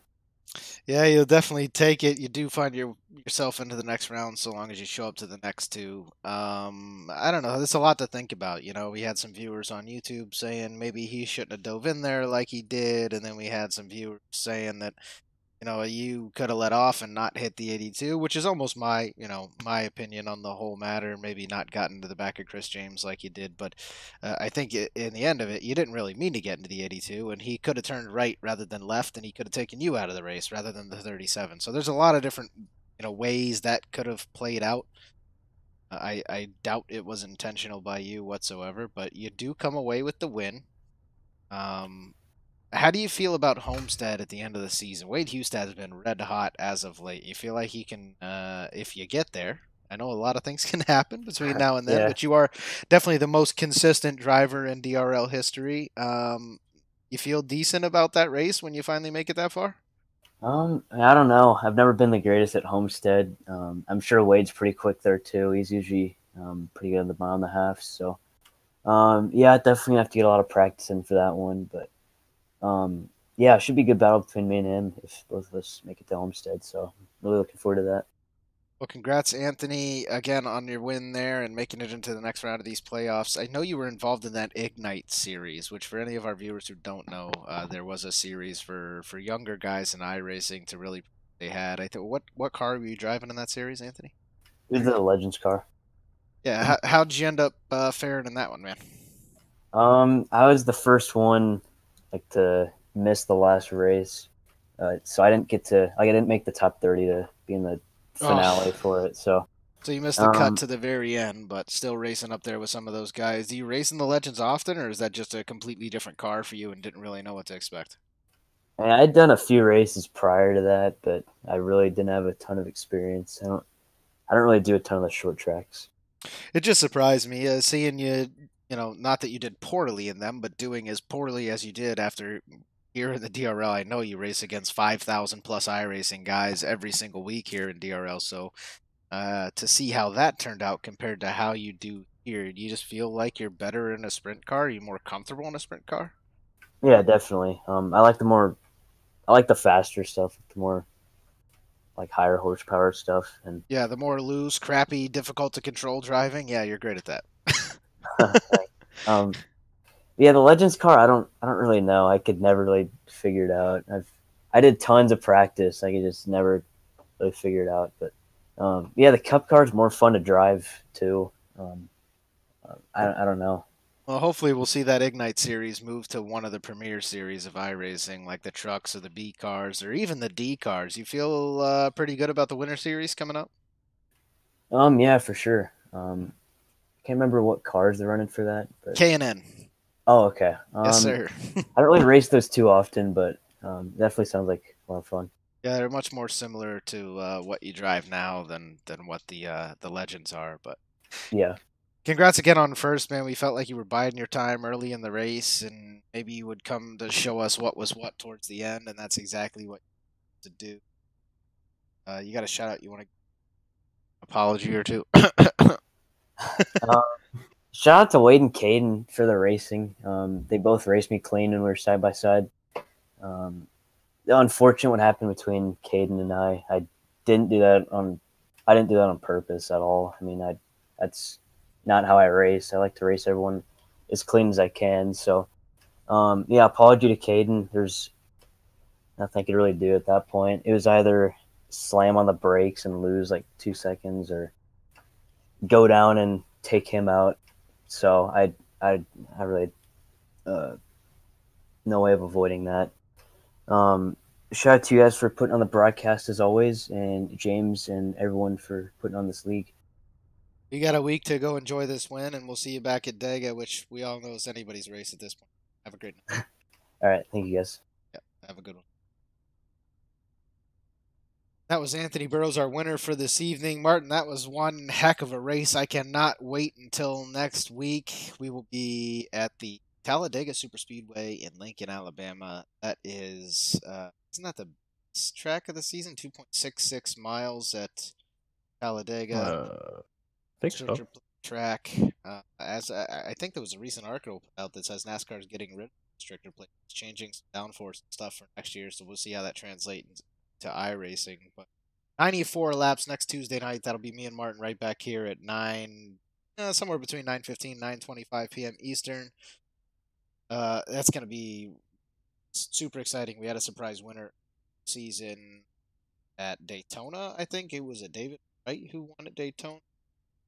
Yes, and it a was. couple of the other faster tracks. Thomas Harmon snuck in a win at Texas. So the quicker tracks here in the series, we have had some surprise wins, and I know Dave Elmore in the 6. He's going to be next week. I've raced with him. We'll really see what these guys have. It can be a crapshoot. There can be minor mistakes that cause multiple to get taken out of that race. Can't wait to watch that one. Next race here on the Dynasty Racing DRL TV. Actually, is that the next race period? Series have Yeah, I think there's. that might be the next race of DRL TV. Check real quick.